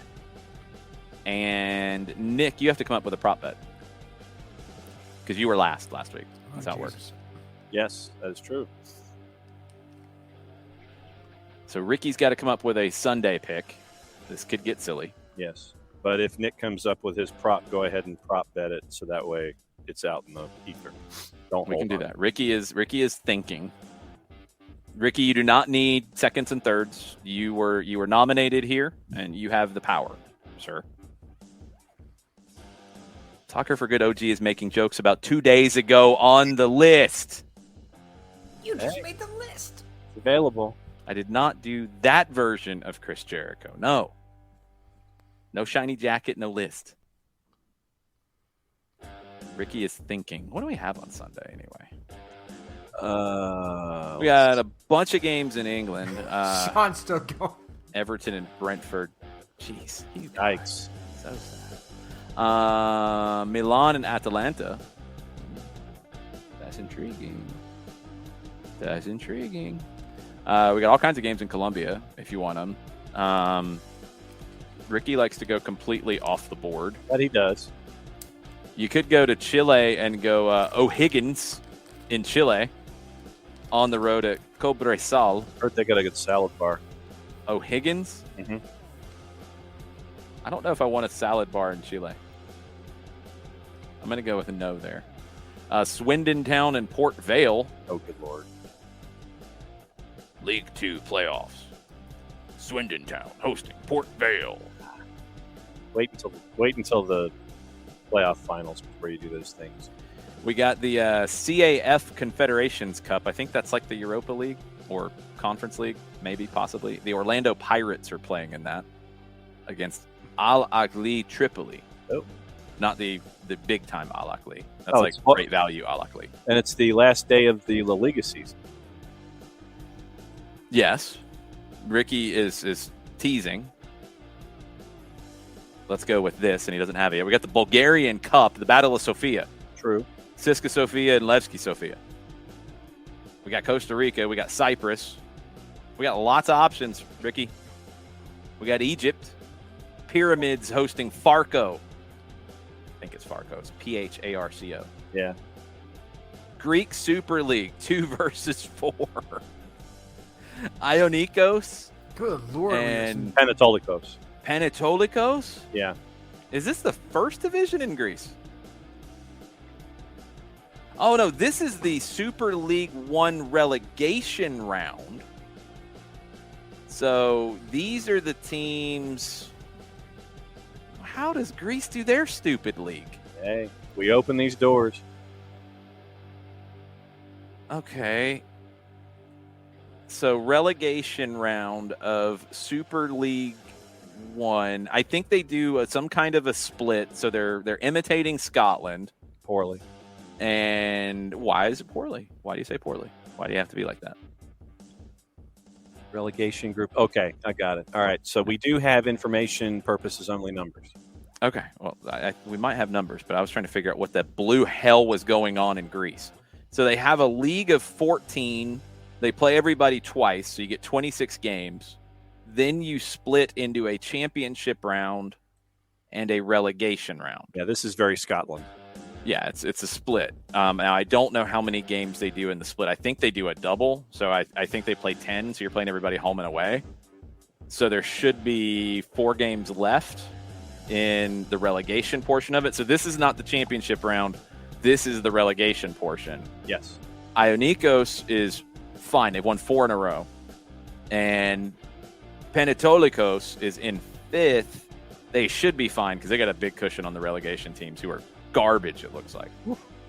Absolute garbage in Greece. Lamia and the bad teams are bad. Yes. So I do have numbers, official numbers for this. I'm going to allow the selection, Ricky. I like it. It's degenerate. I would expect nothing less from you. I'm very impressed. So Panetolikos. Do they have a nickname, John? Efforting. And you can effort Ionikos too if you want. I need nicknames from these Greek teams. Okay. Probably some ridiculous things. Getting there. Is Ionikos on the Ionian Sea? It's a safe bet. Ionikos looks to be a purple team with a star in the crest. Okay. And Panetolikos, I believe, has some kind of a Greek sculpture in the crest. Yes. The club's symbol in blue and yellow. Which one? This is Panetolikos. Thank you. Panetolikos. Okay. Team's colors are yellow and blue. They're yellow and blue. The club's symbol is Titormus, the ancient Aetolian hero, and their motto is Titormus the Aetolian is another Heracles. Okay. Their full name I don't is think that's true. Pan-Aetolian Gymnastic and Educational Club. Okay. Their nickname are either the Canaries or Titormus. They're the Canaries. Yeah, so they're the Canaries, yellow and blue. The Pan-Aetolian Gymnastic and Educational Club. That's a mouthful. I don't think you could say that every time they're in possession. That might be a little complicated. With an ancient Aetolian hero as their symbol. Tell us about their team they're doing battle with, Ionikos. All right, so we will look up Ionikos.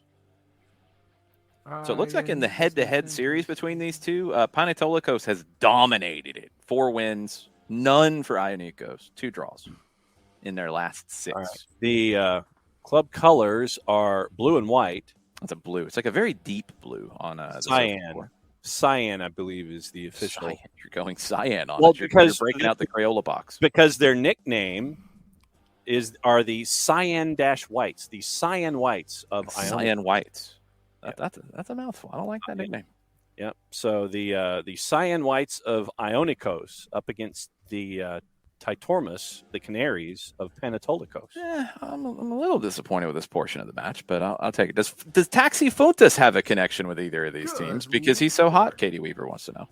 Hey, so hot right now. I think Katie Weaver's talking about his form. Form. Possibly.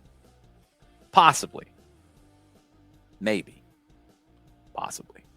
Let's see. I'm trying to see if Don't there beat me are up, any Katie, please. names that we might know. And the answer for Ionikos is a no. Ionikos is led this season by Vasilios Mansis with 8 goals. That's not a lot. Well, it's not any better for Panetolikos. Nikos Vergos with 6 goals. Yeah. They do have a few Italians on Panetolikos. There you go. Oh, no, they do have somebody you would know. Derek Cornelius used to be with the Vancouver Whitecaps. He is at Panetolikos. Cornelius But they have Ivan Varone. Multipass. Ivan Varone, 29 years old, from Italy. He was last at Reggiana, and he ended up for €100,000 making the move to Panetolikos in August of 21. He's also played for Cosenza and Carrarese and Ternana. All right.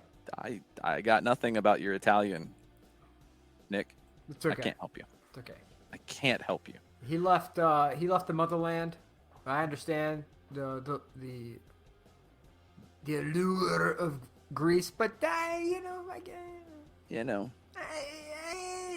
Yeah, and there's nobody that I've ever heard of on Ionikos, so I got nothing. I am going to go with Panetolikos because they're referring to the gods in their name and crest and stuff, and they've dominated Ionikos. Even though Ionikos has won 4 in a row, I'm going with Panetolikos in history. John? And I will go with that, basically a plus 300 number as well, thinking I'm plus going to 260. Yeah, it's Sorry. aggregate draws plus 240. Yeah, so Your aggregate means nothing around here, sir. I know. Ionikos is plus 105. Yeah, so well, you can get them at a plus 104 in some places, and you can actually get Panetolikos north of plus 300. I would be shopping that if I was really crazy with the juice boxes. I am not that crazy. So I will go with Panetolikos as well because of the large number and needing a large number late in the week. That's the loserist strategy I've heard. I mean, I have no understanding of your strategy. Is anybody surprised about what happened? Nope.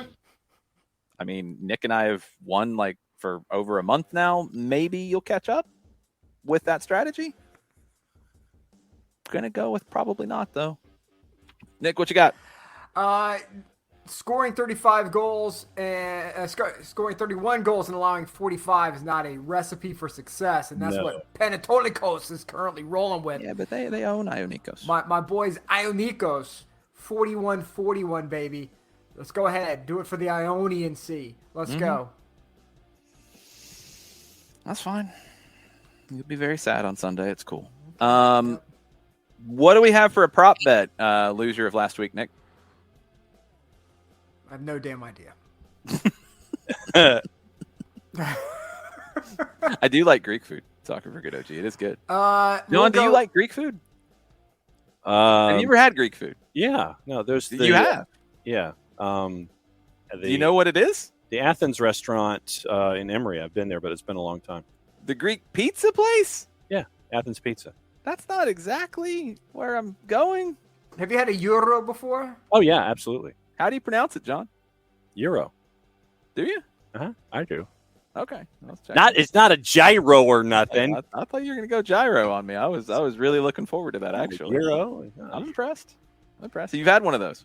Yeah, it's been a while. But did you have it at the Euro Wrap in a mall? Probably, yeah. Oh, my God. Hey, man, I went to the Euro Wrap back when I was working in the malls. Yes, I did go to the Euro Wrap in the mall. It was dangerous. It was very dangerous. We can go. And Nick is frozen. What about cards in the Atlas game? Cards in the Atlas. Do you want to go into 2 games? Yeah. Because both games will be part of this. Yes, we'll do cards both games for the Atlas game. Atlas Chivas, number of cards in the series. I'll allow it. That's cool. So Atlas, Chivas, cards. Yeah, foul differential for Atlanta United versus that Nashville is a good one. Will be another good one. That is a good one. No, I like this though. That's a good one. And as we do when we come up with this, If it's 2 yellows that get to a red, it's 2 cards. Okay. It's not 3 cards. Okay. It's not. You're not gonna get 3 for the situation. So it's a yellow for the original. It's a second yellow. That's the other card. Katie Weaver, number of statements regarding Detroit City. Yeah. If we didn't already have multiple, that would be a really good one. But there's probably going to be another statement about statements tomorrow before the game. Yeah. And there's going to be at least one statement after whatever the demonstration My is. guess is there'll be one it will be one in the AM, there'll be one right before the match, and then there'll be an explainer after the match is over as to what they think they were able to do by performing whatever action they performed inside Keyworth for this match. Just as long as and it'll be an 8-thread thing on their Twitter. As long as they don't have a tifo of a pooping bear. Which It might be a full banner instead of a tifo. But, yeah, like they've had it in the. It's the a aisles. cultural shift. It's a cultural shift for them. There's bound to be some insanity.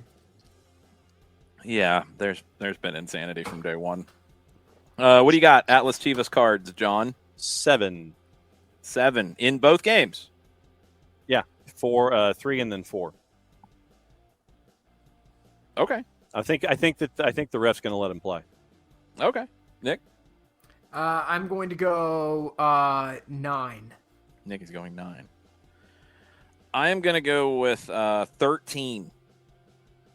I think the ref's going to let him play, but sometimes when people are bleeding from the head, cards have to be thrown. Yep. I see your point. Yes. And in Atlas and Chivas, there could be blood. Listen, you are my Let us competitor. use our poop bear. Turner says that. I mean, yeah. Yes. Not wrong. That's true. All right. We got to check on a couple people, Nick. I know it's your favorite portion of the show. Can't wait. So So excited. Let's see what we got. No.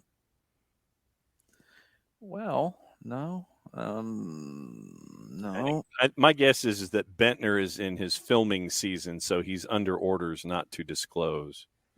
Yeah, I'm honestly a little worried about old Bentner. I'm a little worried because he hasn't been in the news for doing something stupid or. I think that there's some kind of a large fine if he divulges anything during filming of the during the season of filming. I'm a little worried about Lord Bentner, but we will talk about where Bentner is referenced in a publication called Campaign, and it's about sponsorships. And the headline is "Toe Dipping is Not Enough, the Non-Sponsor's Guide to the Women's Euro 2022." And you're wondering, why is Nicholas Bentner in this article? I am too, and it's behind a paywall. That's because nobody wants to hear about that bum. Where he was referenced, from what I can see from the preview, is the Paddy Power branded quote Lucky Pants. They were underwear.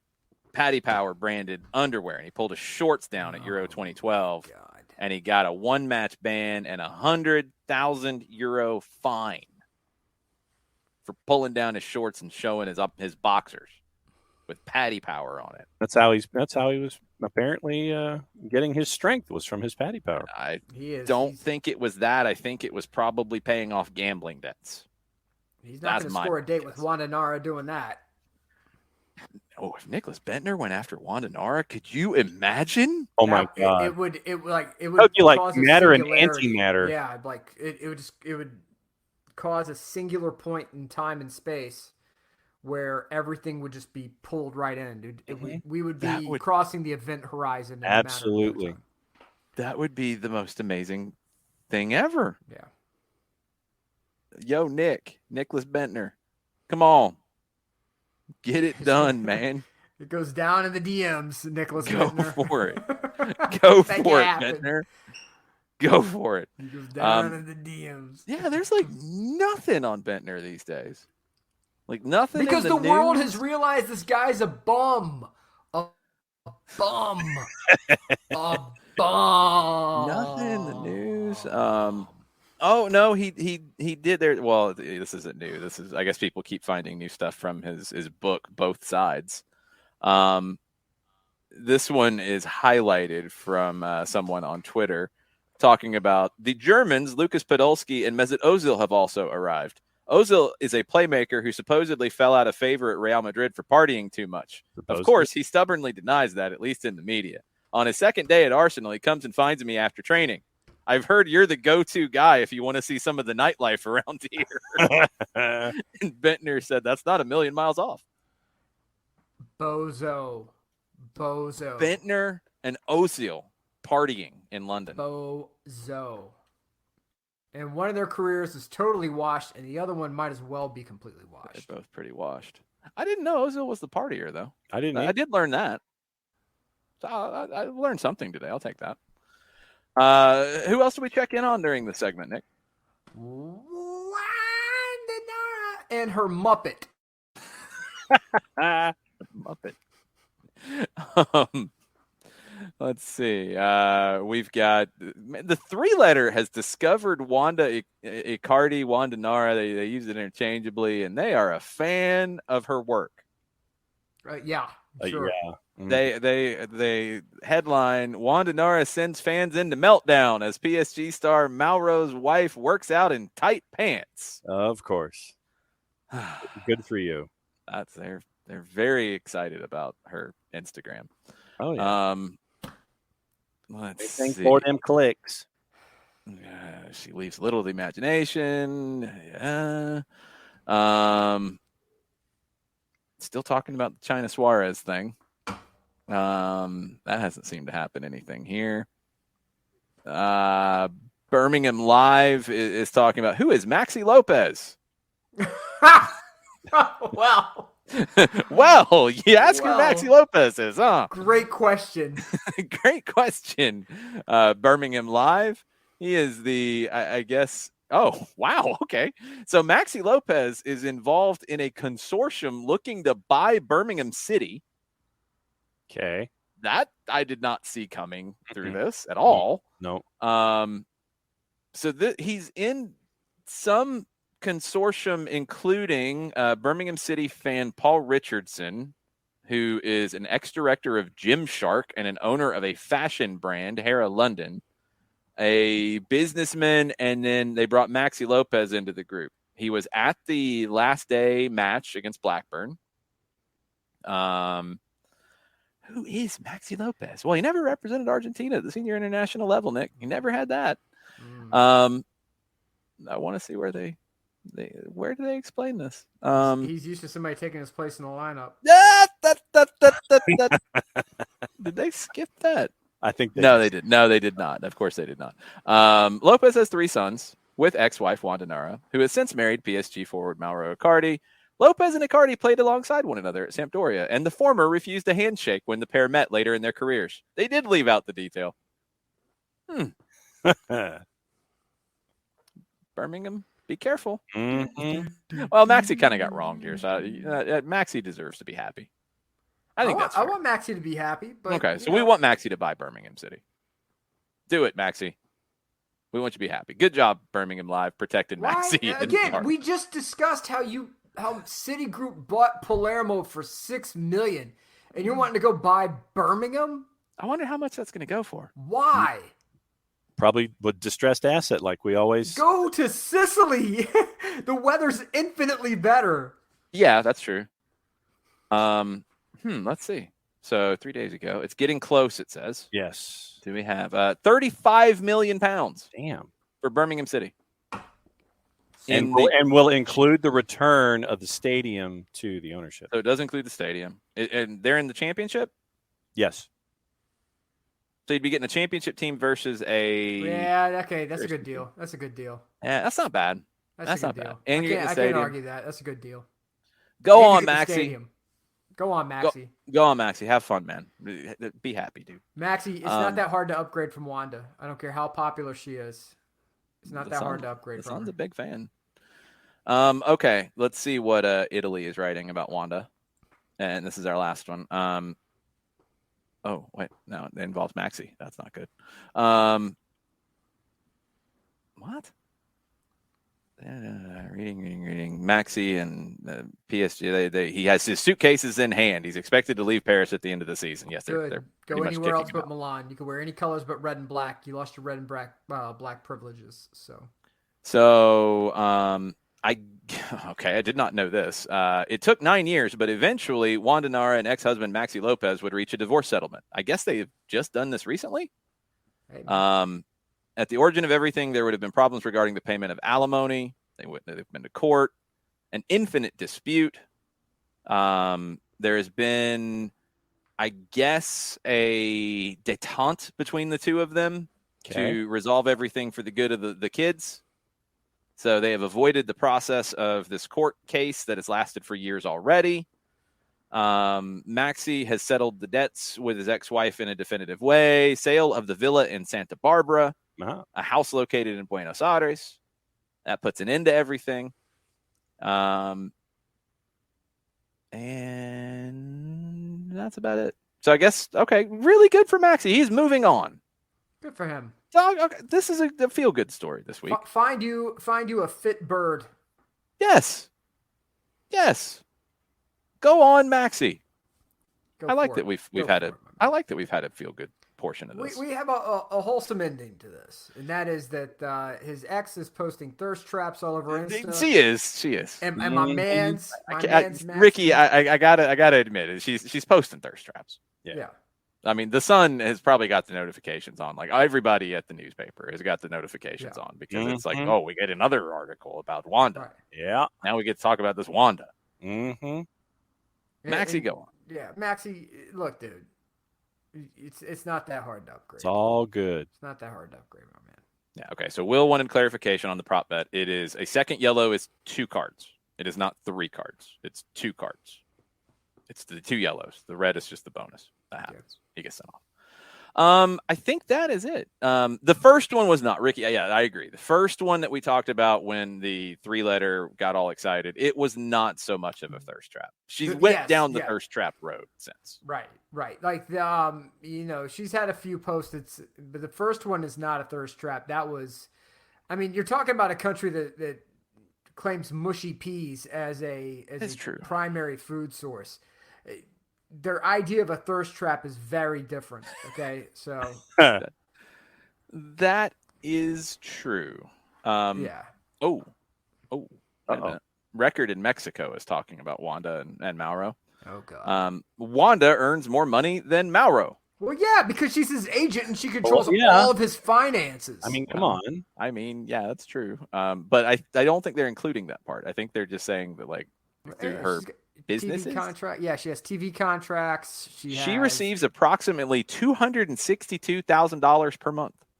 Good for Wanda her. Nara. Good grief. Mm-hmm. Hopefully that's not Maxi's money, but Hey, let this be a lesson to everybody out there. Some of you guys are on the younger end of the spectrum. You may be thinking about getting married. You may be thinking, "Oh, it's so great." I'm just saying, get it right the first time because that bank account is not as deep as you may think it is. Some of that is Maxi's money. Yeah, I had a feeling that was. And it was Maxi's lawyer who has put that out there. Maxi's lawyer, Maurizio De Alessandro. I like this guy. Quote, "She has more money left than Mauro." I like the lawyer. Even the lawyer is shading the new guy. At Mauro. Shading the new guy. The shade. She has cosmetic products, businesses related to social networks, all kinds of stuff. So yeah, she makes a lot more money than Mauro. Man, I got some of my buddies are finding out the hard way. When you make that poor business selection. Oh man, they keep you tied up. Mm-hmm. Woof. Mm-hmm. You don't want it. And there's stuff going on in Dubai with them, I guess. He's got to find somewhere to play, I would assume. Oh yeah. I'm going to assume that's what that is. That looks sketchy. There's no way in Dubai wants that bum. They're talking about it in Mexico all of a sudden. Maybe he goes to Mexico. Club America, Mauro Icardi. Mauro Icardi and Liga MX? No. Oh. No. Oh, 2-day NA would have had fun with that. Oh my He God. would not survive. Oh my God. He would not survive. Now I want this to happen. My God. I need Like this to by happen. game 3, Oh. like the fans would be like launching stuff at him nonstop. Oh, that'd be good. Yeah, it was Maxi's lawyer who threw the shade about Wanda making more money than Mauro. That was a good lawyer. That's good work. Mm-hmm. Making every dime count. That's Max. the good lawyer. That's the one you keep on retainer. Yeah. Like, Yeah, you get him to do the deal with Birmingham City. You get him to lock that down because he's good. Right. He's good people. Yeah. Well, that's all. Maxi seems to be the winner this week. good for Max. I'm happy for that. Good for him. I'm definitely happy for that. Bentner hasn't done anything stupid or been arrested lately. You know what would be extra hilarious is if Maxi buys Birmingham and then has an intermediary call up and say, bring Mauro to Birmingham. And immediately loan him down to like some like third division side. Like immediately. He doesn't even put the bag down. No, you're not here. You're not here, buddy. No, or he goes to Wrexham and he ends up being a project with Ryan Reynolds. No, I don't want anything positive. I don't want anything positive. No, Ryan Reynolds is gonna know. He's gonna see through that really fast. No. Yeah. No. I want him like Marine AFC. Jagging him in Redbridge. Just National League. Or well, actually, you know what? He could go to our boys at Scunthorpe. He could. He might have to pay for everything, but that's the thing. He comes in. No. You're not going to be here. And Maxi's waiting in the locker room as he walks in. You don't have a spot here, boss. Oh, that would be amazing. You're down because Scunthorpe. Mauro might not even realize like that Maxi has pulled this off. Oh no, Mauro just walks in like, oh, I'm going to a championship club. All right, we'll get promoted. It'll be okay. Wanda doesn't care as long as the checks come in, and Mauro isn't reading anything. Wanda does it because Wanda's still mad about the China Suarez thing. Right. So Wanda ships him off. That was part of the détente. That was where they sat down. They said, all right. Yeah. Mauro Icardi is Ralph Wiggums. That's who Mauro Icardi is. I need like a cartoon of all Me this. fail English? That's impossible. I mean, like that's Mauro Icardi. He's not going to know anything about what's going on. I can't wait to see where Mauro finger up his nose. I cannot Maxi here? I'm in danger. Get out. Where is Mauro going to be?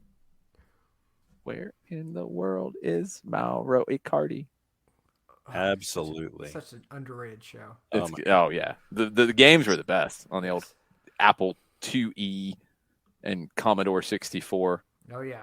All the spinoffs where in Europe is Carmen Sandiego, where in the USA is Carmen Sandiego, where in Time. That's when you knew like it sounded like your IBM PS2 was like mid-launch for the Apollo program, booting that program up. Oh yeah. Oh yeah. I don't know if this is gonna last. It's going all over the place. Like it gets 5 feet off the ground, and it starts to go sideways and just figure eight. That's massively lit, Ricky. That is absolutely true. Jeez. I do have for our last piece of the night. I thought that Maxi's lawyer was going to win the Shade of the Week. He does not. No. Uh-oh. He does not win the Shade of the Week. Okay. The CEO at Borussia Dortmund wins Shade of the Week. Ooh. Shade of the Week. I want to properly do this. This is definitely going to have to be a thing. Someday, This Shade Fest. Hans-Joachim Watzke, who has had a lot of things to say about the Erling Haaland saga. A lot of things. Absolutely. He has dropped the bullish multiple times in quotes. Accurate. CNN has the quote allegedly, but I really want it to be real. I'm going to believe that it's real. We're all going to believe. Watzke said, "We have played football for 113 years, and for 111 years, we played without Erling Haaland. We'll find the next player 100%. Bah! Man. Wow. Smack That right. is, oof. Mm-hmm. We'll see how that goes. Uh-huh. Shade of the week. And what you do with that release clause money, that is going to be the next key. And Well, the What's- release but cost is not. It's only a like lot, 70 but it's million, not right? a crazy amount. They're going to drop about half of it on Adeyemi. yeah. Like 60, was it 60 million, 65 million? 75, I think, is where most people thought it settled in. Yeah. Yep. I mean, it's nice, It's nice, but Nice. 111 years you played without Erling Haaland. Okay, cool. Have fun. Mm-hmm. We'll see how that goes, Fatsky. Yeah. Yeah. that's gonna Rebound. really, that this is where marketing has to take over and be like, none of you nincompoops can get behind the mic for like the next month. Turner, But- I agree. Haaland dropping 5 goals on Dortmund across 2 legs in Exactly. Champions Yeah. League next year. Exactly. Yep. We watched that'll be Erling on Haaland. the And he's celebrating every single one of them too. It'll be in his locker. It'll be on the whiteboard. It'll Oh, be yeah. in the hallways. Mhm. Oh no, they'll come out ready to kick off, and Pep will come over to him and say, "You remember Vasky? Mhm. Remember what he said? Yeah. Mhm. Hat trick. Absolutely. Yeah. Feed the big fella. Ooh, ooh. Shade of the week. Stupid. Shade Stupid. of Seriously. the week. Just Mwah. we watched Erling Haaland grow from a very large boy into a very large man, and Monster. we are so Bad thrilled man. that he is achieving all of his goals as we want for all the players who come through our system. We look forward to watching him in the future Yes. and all of his exploits. Mhm. Godspeed, Erling. You're welcome here anytime. Thank you. End statement. Thank you for what In- you've done for our franchise Delete. Yes. Delete. No, don't say franchise. I'll get delete. mad about that. Delete. club. Yes. Yeah, it's going to be bad. Mm-hmm. It's going to be bad. Just tell me you don't have PR people in charge. Just tell me you don't have PR people. I will end with this one from Melchor Ruiz in Madrid. Says that Real Madrid found out about Kylian Mbappe's visit to Madrid from the radio report this morning. The club did not meet with him, nor is there a meeting scheduled with him or his representatives in the coming hours or days. I don't know if I believe that, but that's what one person is reporting in Spain. One person. I don't know. Maybe, Nope. maybe not. It's going to be like Eh. some DuckTales mess where like they have like the Airbus A330 lands, the back drops there's down, going to be the shenanigans. Oh, Royce absolutely. rolls out, and it's the emissary who rolls up and goes, sir, can you please come back to Paris, please, sir? Please come back to Paris right now. They're gonna throw It's a going to be lot like of on money at Coming it. to America, where they knock on the doors like, you are confined to the royal suite at the Waldorf Astoria. That's gonna be what's gonna happen right now. The emissary is gonna haul Mbappe back to the Waldorf Astoria. You're being sequestered, sir. That's right. The royal suite. 4 seasons, Paris. You get like the 10th floor to yourself. Yeah, I'm with Ricky. That sounds like, I mean, I don't know if tampering really even necessarily applies here at this stage, but it sounds like we ain't doing nothing. We ain't doing nothing, but you're doing something. No, we're just having dinner. No, they didn't know, John. They said they didn't have dinner. They said they No. didn't meet. They said they didn't even know he was there. No. We can't help who pushes whom's tables together. Who They didn't pushes even the know tables? he was And there. Alves didn't just know. walked in the They door. heard it on the radio. Florentino Perez was in me. his car. He heard it on the radio. Oh, I guess. Then he went to El Chiringuito to talk about it. Tic tac. No, he did not. Tic tac. Tic-tac. He stays at PSG. It's going to be tic tac. Haaland goes to Manchester City, and then things get weird. And Call goes to the Lewandowski chef. on the clock. Call goes to Yeah, the chef and that you would say, be the next one, and they would throw a large check that Bayern Munich would probably have to take. But Lewandowski wants to go to Barcelona, according to the reports, which makes it even more interesting. And then Neymar goes to Barcelona too. Mm-hmm. Mm-hmm. Madness. have to do the Danhausen curse. Yes. Yeah, Gonna exactly. get crazy. Glazed chips here, just to. We're not even to silly season yet, and it is damn silly. Not Silly. even.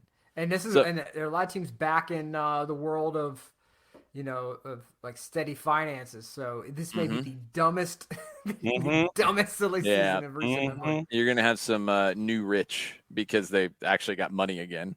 Right. So you're gonna have some stupid, big stupid. Mm-hmm. Get ready. Yep. We'll talk about Open Cup tomorrow. We'll preview all the games. We'll have Dylan Butler on tomorrow morning. Be a busy morning show. Normal time 9:05. Send us home, Nick. All right. I'm sure everybody has been watching on the news this mess with Chris Paul and the punk who was trying to, by some people, put hands on his mama, and by other alleged reports, was trying to give him hugs, unwanted hugs, and whatever. After insane amounts of trash talking. Then there was Norwich, where a player talked about fans following him to the car to let them know what they thought about his performance. Yeah, the Manchester United loanee. Yep. Yeah. William. Yeah. Look, I used to be that jerkwad who would look for player engagement, and I was not terrible at it. When you receive your formative fan training years in Yankee Stadium, and you come down to Turner Field, you stand out pretty quickly. And what I discovered, though, at some point when I got a little bit older, is that there are little kids around, and for them, it may be their first ball game experience, and it's not the bright green grass or the big players. It's this moron who had one too many beers and made a complete ass of himself in the process. Yeah. That was me. Don't let it be you. We have to put the imaginary barriers back up between us and the players. You may not like them. You may hate them. The officials, you may think they're bums as well. But at the end, like, you can heckle, but just keep in mind the fact that trying to mess with people's family members or trying to follow them to a car, if that's happening to you and you feel the need to go do that, there's a lot of professional help out there that you may need to seek. Put the distance back up between yourself, the sport. It's entertainment. It's fun. We're letting it descend into tribalism and more BS than I even care to get into. Just take a step back. Just take a step back, because we're ruining the game. Not the officials, not the players, us, the fans. We're ruining it. Take a step back, relax. It will be okay. I promise you that. And with that, I'm out until Saturday when you in, because we're going to be up, or we're doing that live. Yes. You're doing that live on the Twitch. Live on Twitch at the Atlanta United training facility for the Stars and Stripes tournament. We're going to have active duty veterans and VSOs, veteran service organizations up there, all playing for because, hey, it's flipping awesome and it's for great causes and whatnot. One of the guys who will be there is a guy named Joe Worley. He is he's a naval corpsman. He's a guy who I went to high school with, who is absolutely an unbelievable person. His story is something like right out of a movie. It's bug nuts. He lost his leg over in Iraq, got shot like 5 more times on top of that. And he's here, and he'll be with America's Vet Dogs talking about all kinds of wonderful things. And you may get to hear some weird stuff from East Paulding High School. Who knows? Oh, boy. But we'll be there, and my cousin's playing in the tournament too. How crazy is that? So we're all over the place, baby. We're all over the place. Darren Eels is going to be on with us, it appears. And yes. got confirmation that at least Greg Garza will be hanging out with us on Saturday as well. Excellent. So that'll be from 3 to 5 on Twitch. We'll be live at the Children's Healthcare of Atlanta training ground during the Stars, Stripes, and Soccer event that Atlanta United does every year. And all the guys who are participating in it will be going to the game the next day against the Revs. So look at that. Going to be a very busy weekend for all of us. Looking forward to it. Right. Let's go. Let's get out of here. Let's get out of here. We got things to do. Mucho euro, y'all. Keep the distance, baby. Distance.